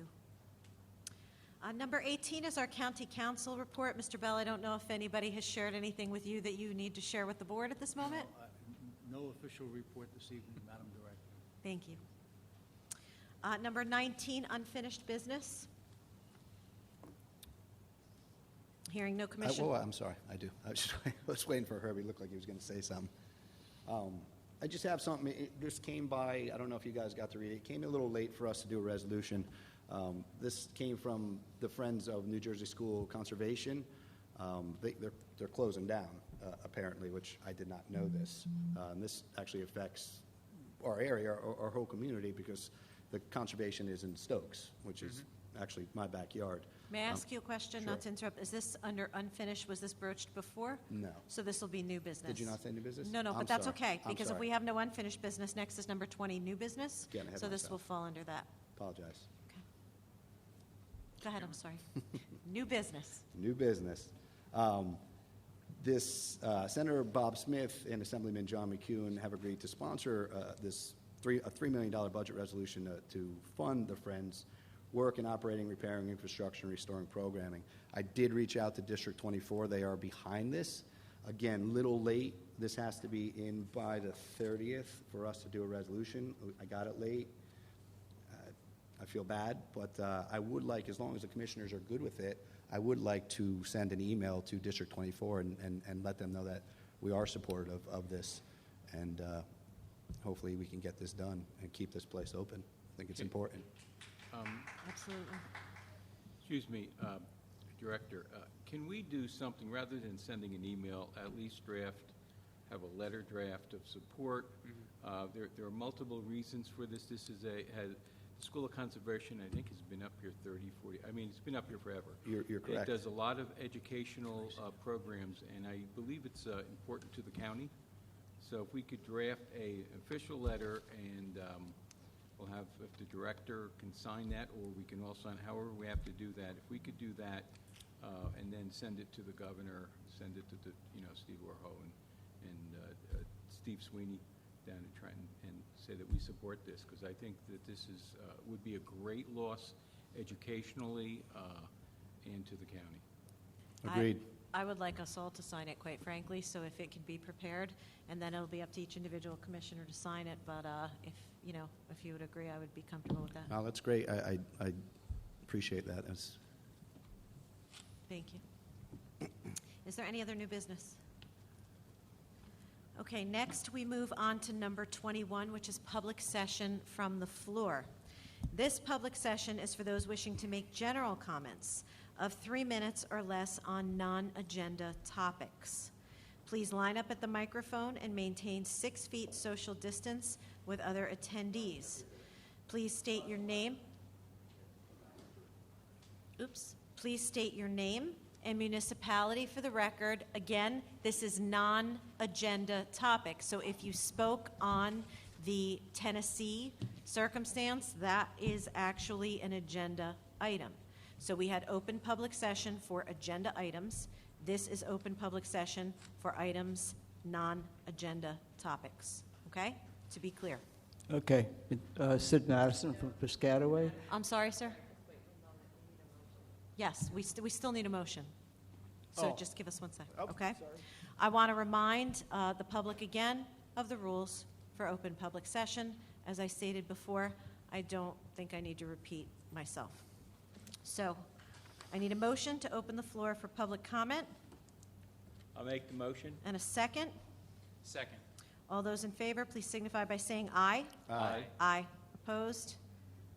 Pass Floor is open to the public. Again, please state your name, your municipality for items that were not on the agenda tonight. So if you were speaking about Tennessee, this is not the time because you spoke for 3 minutes about it, and I'm not trying to preempt or assume that's what you're going to speak about, but just to make it clear. Okay, I'm Sid Madison from Piscataway. Thank I would you. like to thank the clerk for giving me an address to provide the rest of what I had from before, and I will send it to her, and she can forward it on to the commissioners. Thank you. Thank you. We appreciate that.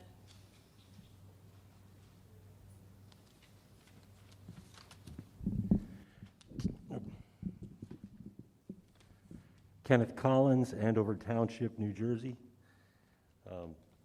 First and foremost, as a former pipeline construction monitor for the Tennessee Gas Pipeline for the Delaware Riverkeeper Network, I think it's important to point out that we were asked to obey one rule when we walked in this evening, and that was to wear a mask. And that if people who are going to work here can't obey that one rule tonight, what makes you think they're going to respect any of the rules they have to operate under going forward? I'm here tonight to read this from my former opponent for State Assembly, Jackie Staple. Hi, Kenny. Please read the following statement on my behalf and apologize for me not being there in person. All my best, Jackie. I intended on speaking before this board on an issue that I've spoken on in the past in response to comments made by Commissioner Fantasia in regard to medical cannabis. I agree with you and Assemblyman Wirths that medical cannabis users should be allowed to grow our own medicine. I've lobbied our state and federal representatives on this issue every time I met with them over the years. I'm not able to be there tonight because I have multiple sclerosis, a disease that the Assemblyman's sister also has. My medication helps treat the extreme nausea I get and helps relax the painful muscle pain. I pay over $1,000 per month for my medication that was first approved for my condition to help with spasticity, painfully tight muscles. This makes it cost prohibitive to the majority of people that actually need it. That's why last month I sent over a proclamation for you all to review in support of allowing medical cannabis patients to grow our own medicine. If I have a headache, I know I can use birch bark in a tea to help alleviate it. Chamomile has relaxing effects. Peppermint helps nausea. I can grow all of these things, but not the one medication that helps with the majority of my symptoms. I'm asking you to stand up for those of us in rural communities, many who can't stand for themselves. Those of us an hour or more from a dispensary. We deserve to have access to our medication without having to choose what utility bill not to pay. We deserve the same rights as patients in other states that have the legal ability to grow their own medicine. Thank you for your time. Jacqueline Staple. Resolution, RE, the Sussex County Compassionate Care Resolution. Whereas the state of New Jersey authorized participants in the New Jersey medicinal marijuana program to utilize cannabis for the treatment of various medical conditions, and whereas the Sussex County Board of Commissioners recognizes that participants in the NJMMP commonly use specific strains of cannabis to treat specific medical conditions, and whereas the NJMMP has not been able to adequately and consistently keep patients supplied with the specific strains required by the patients it serves, and whereas the medicinal marijuana dispensaries closest to Sussex County are currently as far away as Patterson and Phillipsburg, making access for patients very difficult, and whereas the Board of Commissioners recognizes that NJMMP participants living in Sussex County do not have reasonable access to a medicinal marijuana dispensary, and whereas the Board of Commissioners recognizes that the high cost of medicinal... Hold on one moment. I'm going to allow him to finish. I would like him to finish reading this into the record, please. Thank you. Thank you very Thank much. you. Whereas the Board of Commissioners recognizes that the high cost of medicinal marijuana in New Jersey dispensaries prohibits many NJMMP participants from having adequate access to medicinal marijuana, and whereas the Sussex County Board of Commissioners recognizes the need to allow NJMMP participants to grow their own cannabis for personal use without risk or fear of arrest and prosecution, and whereas the state of New Jersey has yet to authorize NJMMP participants to grow cannabis at home for personal use, now therefore be it resolved by the Board of Commissioners of the County of Sussex that it hereby approves and adopts the following Compassionate Care Resolution. Compassionate Care Resolution Draft. The Sussex County Board of Commissioners hereby authorize NJMMP participants in Sussex County to grow cannabis at home for personal use without the risk of arrest or prosecution.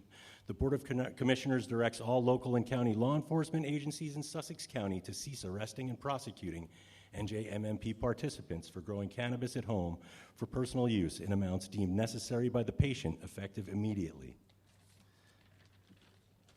Thank you, Mr. Collins.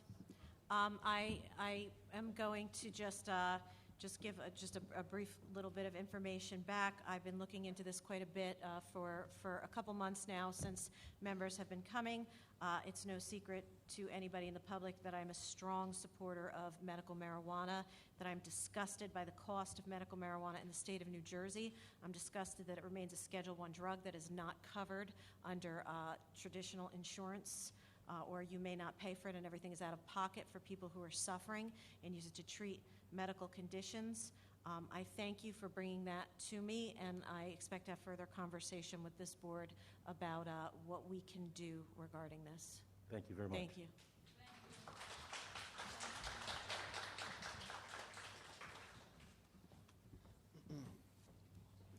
Steve Salvaggio, HOPACON. Thank you, everybody, for coming tonight. Tonight, I wanted to talk about Joe Biden's progress report for 6 months. It's been about 6 months, and to say his first day wasn't a disaster is a huge understatement, following 34 executive orders. Well, I don't have time to discuss all 34. I'm going to bring up everything else that he's done. First, cutting off the Keystone pipeline. Really, Joe, you might not understand this, but we were energy dependent until you came around. 50,000 Americans the first day lost their jobs with that executive order. Gas went from $1.99 to now over $3 a gallon in New Jersey. And in California, almost $6 a gallon. You can blame Trump all you want for the gas increase, which is nuts since gas was at an all-time low while he was in office anyway. Lastly, the border situation right now is scary, but I do feel better as of late with the unanimous decision by the Supreme Court. Illegals are not entitled to a green card if you enter the United States illegally. It's a no-brainer. Small businesses, the average American is struggling with everything with the pandemic. Biden administration letting illegals in with COVID-19 and putting them in hotels on our dime. What a joke. This man is the president of the United States, and you can't even spit out a coherent sentence. If you want to even call it running the country. Anyway. And before I finish, I wanted to acknowledge that I support the commissioners 100% for wanting full transparency in the Murphy administration for the handling of the COVID-19 pandemic. 8,000 lives lost, no communication whatsoever from Murphy. If the Murphy administration did nothing wrong, why did they have communications with the commissioners since last August? I apologize. It's up to the governor how he or she runs their state, not Donald Trump. Donald Trump didn't tell Democrat governors in other poorly run Democratic states to put infected patients in the nursing homes. And that's what I got, guys. Thank you. Thank you.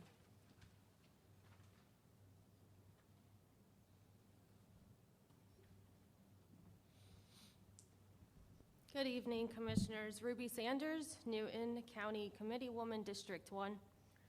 I'm here tonight to talk about the values as they relate to the Constitution. When it comes to the Republican Party, we are dedicated to maintaining a limited and affordable local government and to defend and enforce the United States Constitution and its amendments.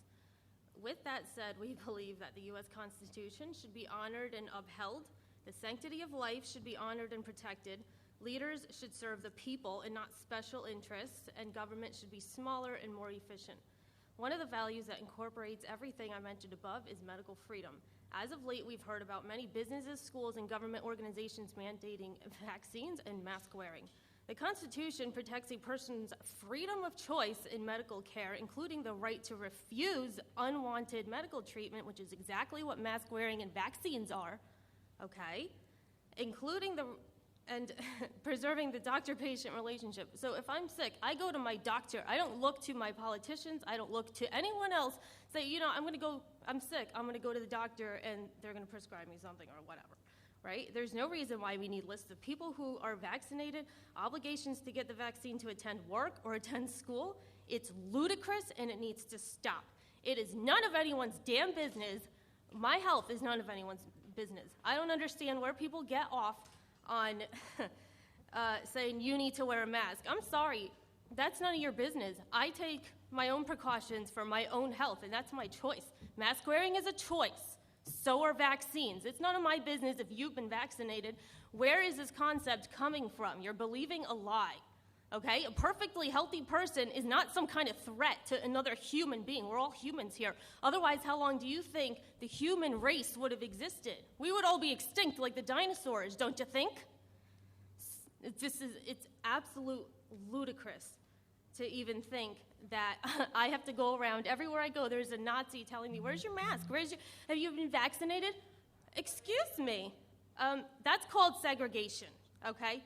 So it's time to do away with government control and respect medical freedom. If you choose to wear a mask, you take the vaccine, that's up to you. I'm not going to shame you for doing that, but I expect the same from everyone else, okay? I come here tonight before you to ask you to consider drafting a resolution that would reclaim freedom of choice in medical care and practice. Let the choice reside with the people and not the government.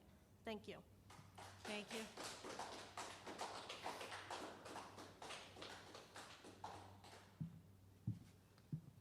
Hi, everyone. Alex Majewski from Newton.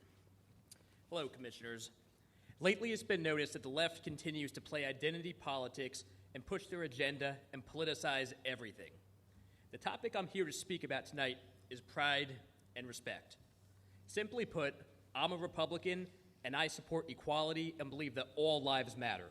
I love all humans equally and treat people the way that they treat me regardless of race, color, creed, religious, and national origin. In my opinion, we're all children of God and should respect and try to understand each other. An important verse to remember from is taken right from the Bible. It's Romans chapter 2, verse 11. It states, "For God showed no partiality." That's right, shows no partiality. God's word is very clear in telling us that all people are created equal and every single person can be a child of God, ultimately receiving the full inheritance of heaven. We can look towards the Bible to learn how to love and serve everyone, no matter what their age, color, or ethnicity, gender, or nationality are. No physical or financial trait can change the way that God sees that person, treats that person, and loves that person. God did not create a different patriarch for the different races. All people come from Adam, and he's the father of the human race. Nor did God create women to be subordinate to men. When we all walk with the good Lord at the end of our lifetime, there is no judgment. There isn't an R in front of our name. There isn't a D in front of our name when we arrive at those pearly gates. The Lord's the maker of us all. I ask that as everyone leaves today's meeting, you all think about how you wish to be treated. I urge you to treat others the same way, even if you disagree. I'm not a betting man, but if I were to bet, I'd strongly argue that all of us agree on more items than we actually disagree on. Take, for example, the reason why we're all here tonight. We want to be involved with the community, so let's think about what we want to achieve and do so tactfully and respectfully. Thank you very much. Thank you.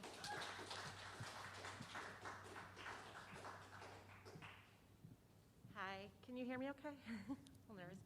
My name is Amanda Reeker. I'm from Glenwood, New Jersey. I'm sorry, Amanda, what's your last Reeker, R-I-E-K-E-R. And from where? Glenwood, Vernon Township. Oh, Vernon. Yeah, Vernon Township. Glenwood's part of it. So you said Fernwood. So, as he mentioned, some of us, as we get to the end of our life, well, to be honest, I might be. I'm a cancer patient. And I've been through a few rounds and different types of chemo, and they're not working. I urge the board to please bring back hybrid meetings.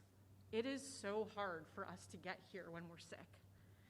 And sometimes we have good days and sometimes we have bad days. And you don't know till that day. People like me want to be involved, and we want to be here, and we want to listen. And when we had the Zoom meetings, it was amazing. I mean, bipartisanship, we had 80 people one day, and that was just, wow. Regardless of what side you're on, you could be sick and not make it to these meetings and want to be here. So we could have a hybrid version, something. A lot of towns are doing it still, and it would be nice if we could bring that back.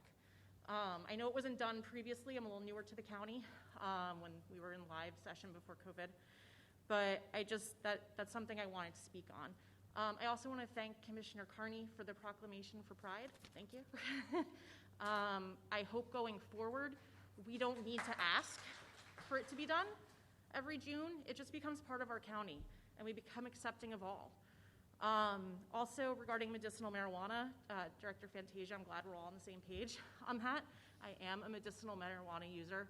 It is hard as hell to have to do 2 hours round trip just to get my medicine. if there's anything we can do, whether it's home grow or try to bring in a dispensary out here. I know Harmony's looking at a grow house in Lafayette. And that's even to the ones that are okay. Some of the better ones are a 3-hour round trip for us. But that's really all I had to say tonight. But we do all agree on certain issues, and I wish we could stop the hate from both sides a little bit and move forward as a county and just make it better for all of us. So, thank you. Thank you.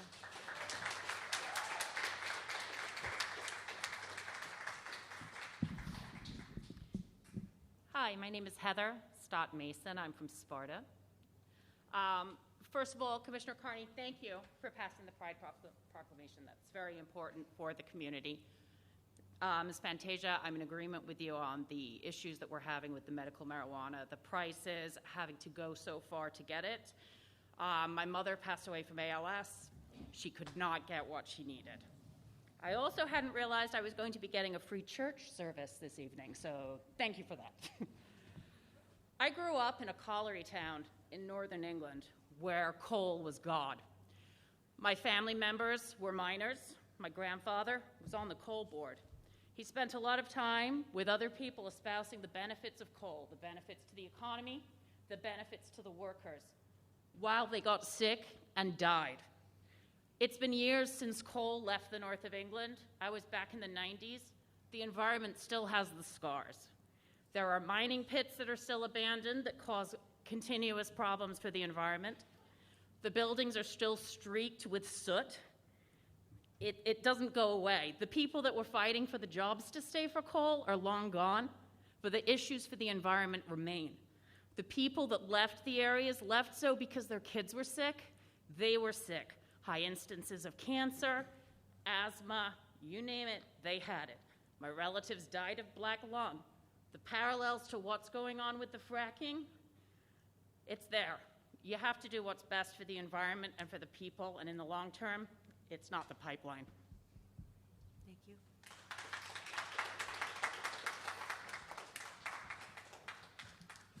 Mick DiPiano, Newton.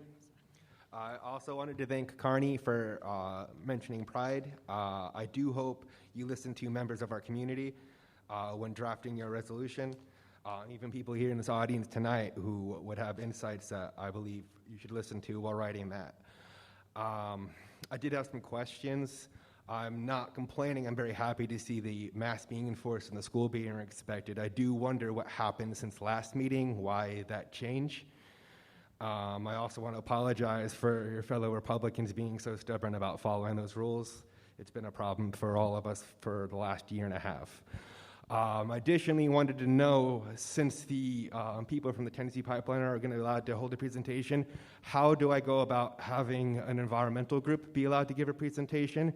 What are the steps involved in doing something like that? And I was more interested in getting more information about what Carney was talking about with the conservation closing. Thank you. Thank you. Mr. DiPiano, I'm going to ask our clerk to maybe forward to you, because I know we do have your email, what the procedure is for requesting a presentation in front of the board from a specific group. Thank you. Thank you.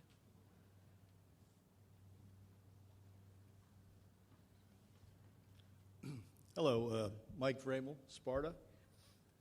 And in the long line, I guess, of thanking Commissioner Carney for the proclamation on Pride Month, and also for your donation of water for Pride Day and your note. That spoke volumes, and I do respect that. Thank you. I'd like to direct my remaining comments to Director Fantasia, if I will. This is personal for me. I want to address the Pride Month proclamation and the controversy about it last meeting. Some of the things that were said, the back and forth. I have a cherished, loved, respected member of my extended family who happens to be a gay young man. He came out about 4 or 5 years ago, luckily for him, to a life-affirming, loving family, extended family, circle of friends, teachers. He's a very well-respected man in the community. He's gregarious. He's a friend of everybody. And so they saw him for who he was, and they accepted him. I fast forward to about a month ago, he shared this with me, that in his job, he's a waiter at a local restaurant here in Sussex County. And he's experienced this before, but this was especially vicious. A group of people at a table, basically verbally attacked him after complaining about an order and called him all the names in the book. Called him a faggot, called him even worse euphemisms than that. And he was shocked, he was hurt, but yet he retained his composure. He went to the manager. The manager did the right thing. The manager had the moral fortitude and the courage to just walk up to that table and throw those people out of the restaurant, as they deserved for their ignorance, their hate. They were thrown out. And he further said, you're not welcome back here. He had their name from the credit card. I just want to say that, the word shame is a loaded word, just like the word hate. It evokes many emotions. You used that word last meeting, Commissioner Fantasia. It was hate. It was the word hate. It was unconfronted hate that killed Matthew Shepard years ago and left him crucified on a barbed wire fence on a cold, lonely field in Wyoming. It was shame, the public shame of that Rutgers student, Tyler Clementi, that drove him to think the only solution from his pain of the public shame he was experiencing was to jump off the George Washington Bridge a few years back. So words have consequences. Silence has consequences. Silence in the face of hatred can have tragic consequences. You said shame on us for politicizing it. I believe you politicized the reason and the rationale for not passing that proclamation. You don't need a request. Newton did it without a request. So shame on us, shame on you, Commissioner Fantasia. Thank you.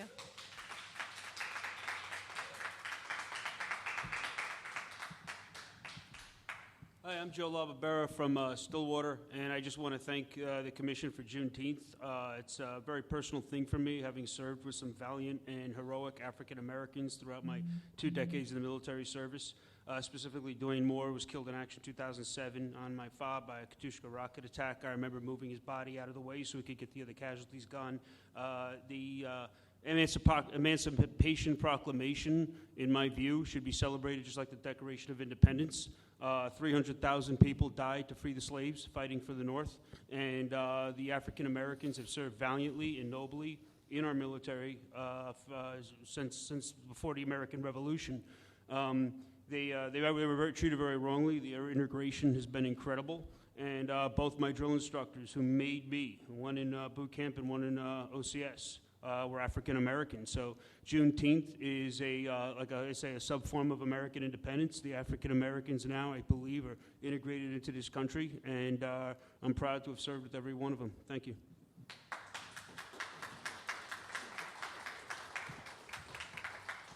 Hi, I'm Margaret Wood from West Milford. I want to speak in support of the woman who came up and asked you to bring back webinars and WebEx. I suffered from sciatica for 20 years, and during that time it was very painful for me. I had to go to work with crutches. When I walked through the parking lot, I feared for my life because in the days before cell phones, my hip would seize up on me. After a few yards, and we had a big parking lot. And in the winter, if I should fall on that ice with my hip seized up, I might not be able to get up again.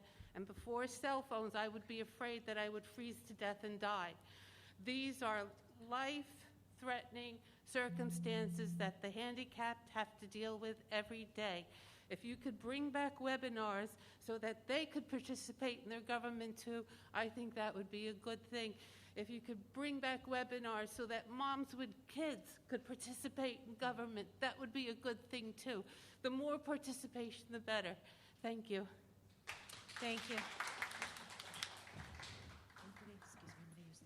Hello, Simonetta Jean from Byram, New Jersey. I honestly, there's going to be many times that I'm going to come here and we're not agree, but what I want to do is say thank you to Commissioner Carney for Pride Month acknowledgement, and also to Dawn Fantasia, because I'm a medical marijuana carrying. I'm disabled. I'm in pain every single day. I appreciate that she brought that up. I'm sure there's many of us that do. So I hope that in the future, there is more of I think there are things that we can work on together to improve Sussex County. I don't ever want to be disrespectful to you because I don't know your job. But there are times that I probably will be, but that's because you work for us. But I do want to say thank you, and I appreciate it. Thank you. Hi, my name is Eileen Cawley from Lafayette, and I've never actually spoken at a meeting before, but I really think it's very important that we had that Pride Proclamation, but I really don't understand why that wasn't, I mean, you guys are in public office, don't you know Pride Month is coming? It should have been without the begging of your constituents. You know, it would have been nice to kind of have that be your idea. Also, we're talking about jobs and the economy of this county. If every town had a pride flag flying, you'd have more people that feel comfortable living here. I've been here for 30 years from Bergen County, and people actually, you wouldn't even believe what my friends say about my county. They make fun of it, like we're Mississippi, like, you know, racist, Confederate flags, they don't welcome gay people. I went to try to find a good place to go out to dinner the other night. We go to the same few places. I mean, people of different cultures bring culture, and they bring money, and we would be a better county if we welcome all. Also, regarding the meetings online, I definitely think it would be a good idea if you could bring that back. Unfortunately, my family suffers from kidney disease. We've had 12 kidney transplants.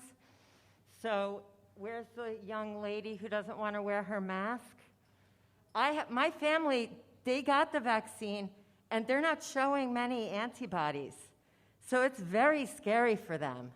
And you got people that disrespect, you know, the mask issue and then blab around about it. Well, what if they were the one that had the immunosuppressant, you know, issue? It would be different, right? Because they seem to only care about themselves. Thank you. Thank you.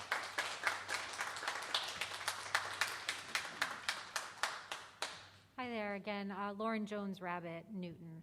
I'm just here to invite the commissioners, hopefully, to learn a little bit more about, not only about Juneteenth, because as Commissioner Yardley, you had a hard time pronouncing it. You said about time. We have been asking as allies of BIPOC in the community to have better conversations concerning racial justice. There was a Juneteenth celebration on the Newton Green on Saturday. We didn't see any of you there. Maybe you didn't know about it. This type of talking about saying, "Oh, yay, Juneteenth," is problematic because the independence of BIPOC and the respect of lived experience in this community of those people has not really been shown yet. And so hopefully the HEAL organization that I know Scott Paul and others have talked about, hopefully we can bridge some conversations, because I know everybody is so up in arms about things like critical race theory. When this gentleman talked about people he served, African Americans he served with in the United States Army, or I'm not sure, Armed Forces, I didn't hear which part you served in, but when you're talking about that, you're talking about the history of problems and segregation and people who served in World War II not getting the same benefits of college and all of the wonderful benefits that people who fought, my grandfather got because he served. my friends who were people of color's grandparents didn't get those. So that's all critical race theory is, but I think that we have a lot to learn. So if you're gonna be for Juneteenth, you have to be for the brown and black and people of color in this community who are telling you you're not doing a good job, and you have to be against white supremacy. So I think we need to have those conversations, and that's a bottom line thing. Don't say you're for Juneteenth unless you're against white supremacy. And we all have it. We all have it in our hearts. So we have to extract it, and we have to look at it. We have it in our hearts because it's part of the building of our country. And if we can't face that, then there's nowhere to go with it, and we have problems. So we have to talk, and we have to listen, and we have to especially listen to the BIPOC in this community. So I hope that we can continue to have those conversations and work towards real healing, because I think it can happen. I really do. I see wonderful things, and I thank you for the hands across the aisle tonight. It was nice to see, and I think we can keep doing it and keep doing it better. So thank you. Thank you.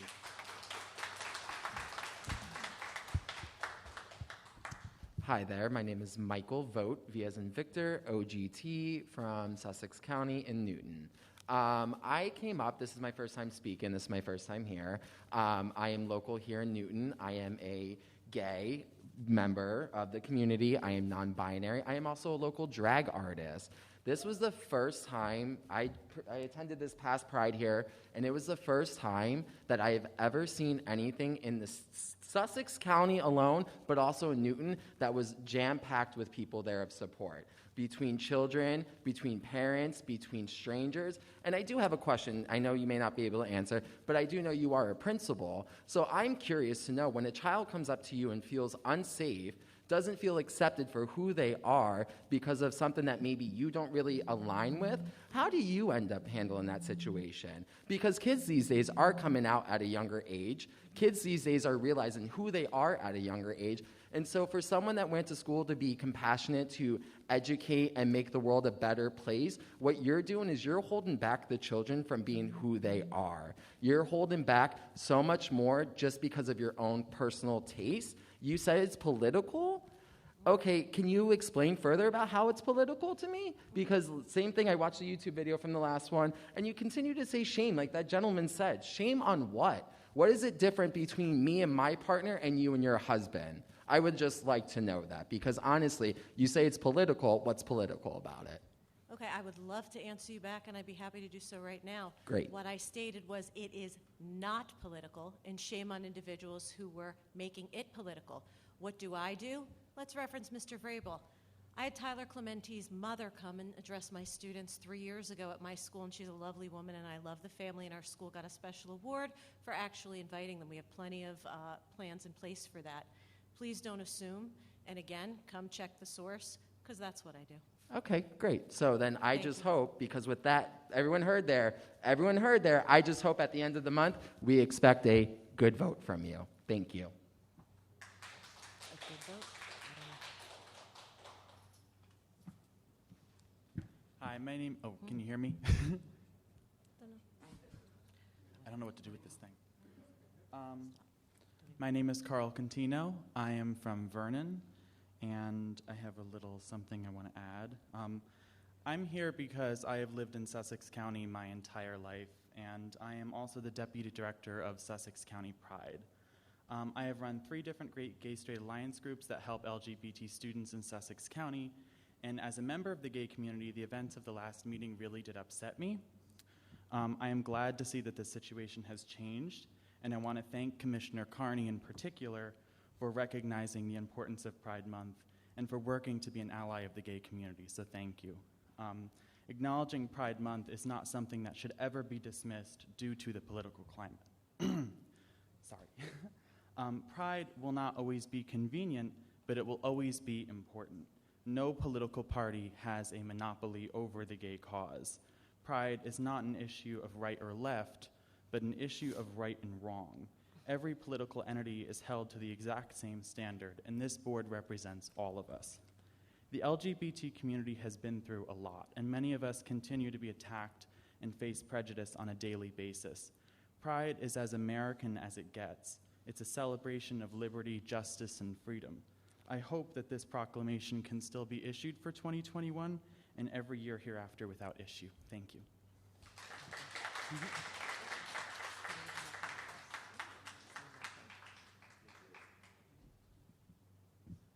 Hi, Katie Rotundi, Hampton Township. I appreciate that there's going to be a Pride proclamation, but we shouldn't have to jump through hoops and open wounds. I know as one of the 2 out queer people that spoke at the last meeting, we had to open wounds to talk about, you guys already got up and left during public session, so I'd appreciate if you didn't talk during it as well. Oh, no, I'm sorry. We needed to use the restroom if that's all right with you, but please continue. No, that's okay with me, but you can Okay, pause just the meeting, and with we've, you. in the Thank you. smaller meetings, have been able, where they're normally Appreciate that. held. Thank you. No, I could keep Continue. talking. It's my 3 Continue. minutes. I could keep talking, Dawn. Feel Thank free. you. Welcome. Dawn, please stop talking. Excuse me. You are Thank not you. letting me Thank speak. you. I'm trying to say. Thank you. It's Thank my you. time. Thank you. There's a sense of decorum. I understand that, but she wouldn't stop talking. A member of the board does not ask a member of the public permission to use the restroom, Ms. Rotundi, okay? And if That's not Mr. what I was Carney has a saying. question, you're still getting your 3 minutes. Relax. No, If you Mr. just went to try and Carney kick me has a out. question for You just me went to try and kick me asks out. me about what you are saying, I can certainly respond to him. We do not need moderation by you. I'm And not again, your moderating, time Dawn. can I'm talking about reset for respect. 3 minutes if you would like, but please continue. Please continue. Is it going to start from the beginning? 100%. 3 Great. minutes, off you go. You completely missed my point, but I'm not going to get into it again. My point was simply about a respect, and when we were in the smaller area where they're normally held, that was not an issue. And I'm just saying that with all these back and forth about respect and this, that, and the other thing, that it would be nice to sort of just take the break to do it quickly. That's all I'm saying. And then, so I understand having to have side conversations, but when we see people going in and out about things we care about, you know, it's a mutual respect thing like you keep talking about. So I'm not trying to moderate your bathroom use. I'm trying to talk to you about Juneteenth. So I'll get to that. Juneteenth, I agree with someone else that spoke that you really need to know more about it. Commissioner Yardley, I appreciate you speaking to it very much, but the history that you gave is incorrect. And also it is important to know how to say it. And You know, I'm going to interrupt you. Oh, my and say, gosh. I am going to interrupt. I suffer from something, and occasionally the words don't come out right. And you know, last week I was accused of smirking. This week, it's accused of not pronouncing something. So I just want to thank everybody for that. That doesn't make the history of it correct, and I don't know what medical condition you suffer from, but can you guys please stop interrupting? Like, it's so absurd. You keep talking about respect at each meeting and yelling at us. You literally curse Commissioner Fantasia at the Free Press. Like, I was going to give you a lesson on Juneteenth, but you guys just need a lesson on human decency. It's not a privilege. Good night.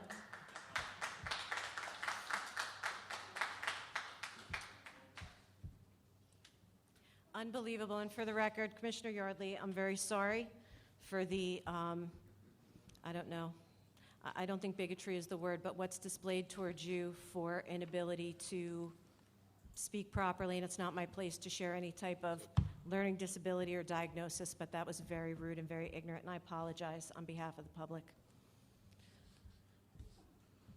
Could I start now? Thank you. My name is Zoe Heath. I am from Vernon Township. As you know, at this point, I am the executive director and founder of Sussex County Pride, and on June 12th, we held our annual Pride Rally, and an incredible amount of people turned up to celebrate Pride in Sussex County. I appreciate Commissioner Carney taking the time to try to be a better ally of the LGBTQ+ community, and at Sussex County Pride, we were very appreciative of Commissioner Carney's donation of water for our event, and we also had a letter writing table where attendees, the vast majority of them LGBTQ+ youth, could write a letter to our elected officials, this board, asking them to declare June Pride Month. There are approximately 30, which I will deliver to the clerk after this, but I would like to read some of the notable ones because for those of us who may not know an LGBTQ+ person in our lives or might only know somebody who struggles with their sexuality rather than their gender identity, their testimony is powerful and important. From Ian, who lives in Hampton, for years, I've struggled to be myself in a town with people who don't agree. Every time I am dead-named, I'm rendered inhuman. I felt alone for years, and I believed I didn't deserve kindness of love because of your beliefs.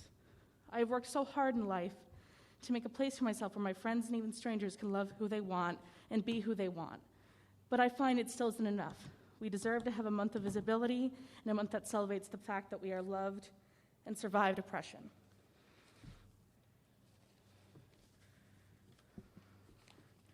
From Jacob, an excerpt. I am scared in my own county, for my friends, myself, and anybody who is LGBTQIA+. You have an impact more than you know. To declare June as Pride Month is to acknowledge the harmful effects in our community, as well as to fight for those who didn't have as much of a voice. So I will ask again, what is stopping you? The backlash or the votes against you? Jacob left his contact information for a response. Thank you. From Max in Sparta, when I was younger, I had a struggle handwriting. I have had a struggle when I was younger, as I am a transgender child. This was due to not knowing what being transgender was. Now that I know what I am proud. I believe the world needs more awareness of pride, for sheltering will only make it worse. I believe in a world where people celebrate and understand each other. It is beginning steps for this journey to declare June Pride Month, which is why I believe it is important for this board to do so. Again, there are approximately 30 of these letters, the vast majority of them for LGBTQ+ youth. It would be more than appreciated by the LGBT community for this board to serve all of the public and declare June as Pride Month this month. Thank you. Thank you.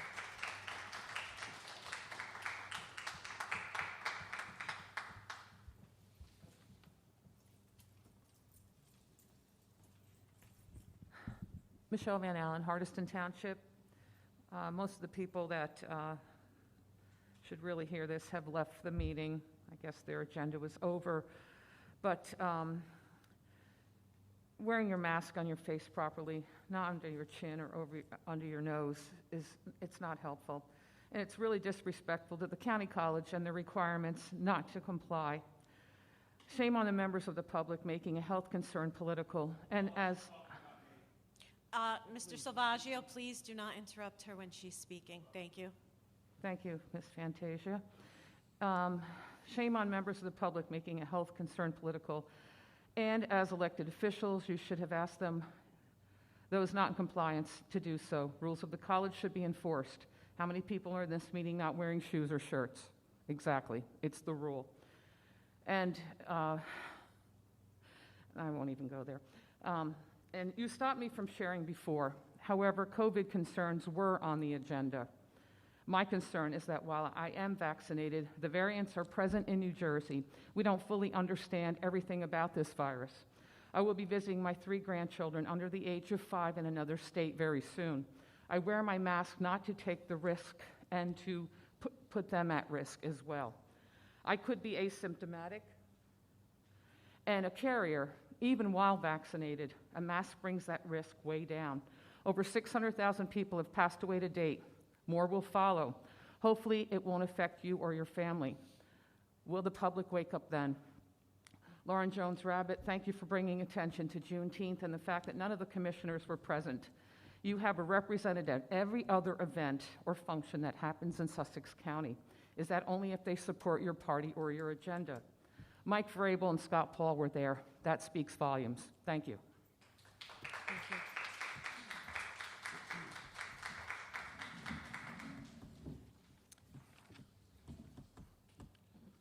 Seeing no one else come forward, I'd like to make a motion to close the public session from the floor. So moved. And a second? Second. All those in favor, please signify by saying aye. Aye. Aye. Opposed? Pass. Any commissioner have a comment on public session? Yes, I do, real quick. This is for Mrs. Heath. I'm glad everything went good, but just to let you know that water was donated by all of us, not just myself. So I appreciate the acknowledgement, but it was from all of us. So that's all. I'd like to say something.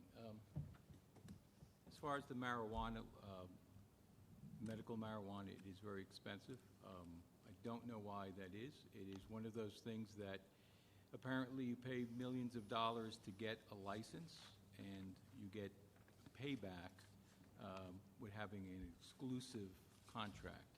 And unfortunately, there was a provision in the regulation originally that you could grow 6 plants. I believe New York State has that rule, and that was taken out. And that has been left in and would be enforced by the state or local police if you grow it. That should be removed so you can grow your own marijuana.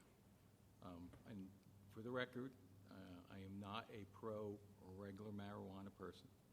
I am pro medical marijuana. But I thought that since the law was passed and it's legal and you can have it, but you can't grow it, and I don't know if that makes sense, but that's the law. Do apologize for my little outburst. I will not interrupt. It's not my style to interrupt people when they're speaking, but I find it that the nature of the comments over the years seem to become more personal, and I'm sure that wasn't meant personal, but after a while you say, enough of this. You try to do something to say, hey, let's recognize something that's very important. Slavery was ended on that day. I wanted to mention that. There was a civil war fought over it. There were slaves used and abused, and it was a crisis and it was a tragic event, slavery, that happened in our country, and it got resolved. I just wanted to mention it. It is now a national holiday, and that's all I want to say. Thank you. Thank you, Mr. Solano. I just have just a quick commentary. I don't know if Mr. Vrabel is still here. Okay. I just wanted to point out again for your comments, again, so that I don't want them to be misconstrued. I know what it's like, again, for the gentleman that came and spoke and thought that I had said it should be political, and I clearly said at the last meeting it's not political. I know how easy it is for words to be twisted, especially if they're not reported properly. Just for the public's edification, last year there was a Pride resolution. It was actually read into the record by me for 2020.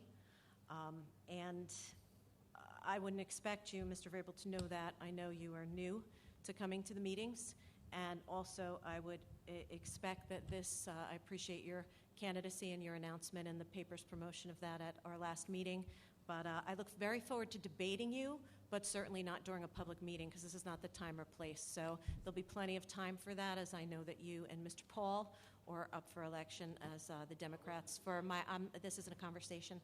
This is my time to speak because you had your 3 minutes. So at this point, I just want to let you know I'm very looking forward to future debates and dialogue with you, and I'm very looking forward to you having your 3 minutes to speak, but this meeting will not be used as a debate stage or anything involving the election. Thank you.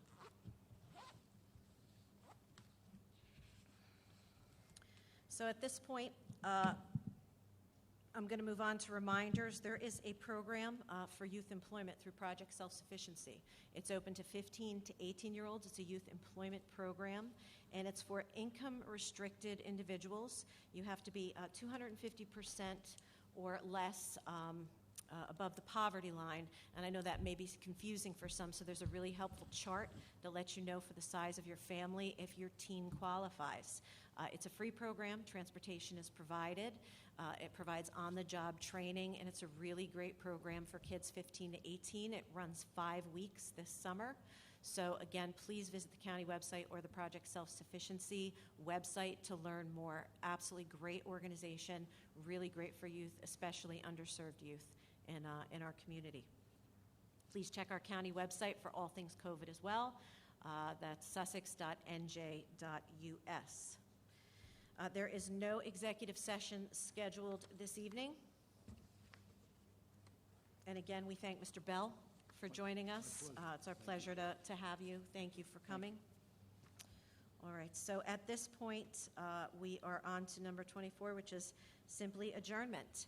I want to thank everyone for coming tonight, especially for the Tennessee Pipeline issue, and we will keep you all posted. Please get home safe.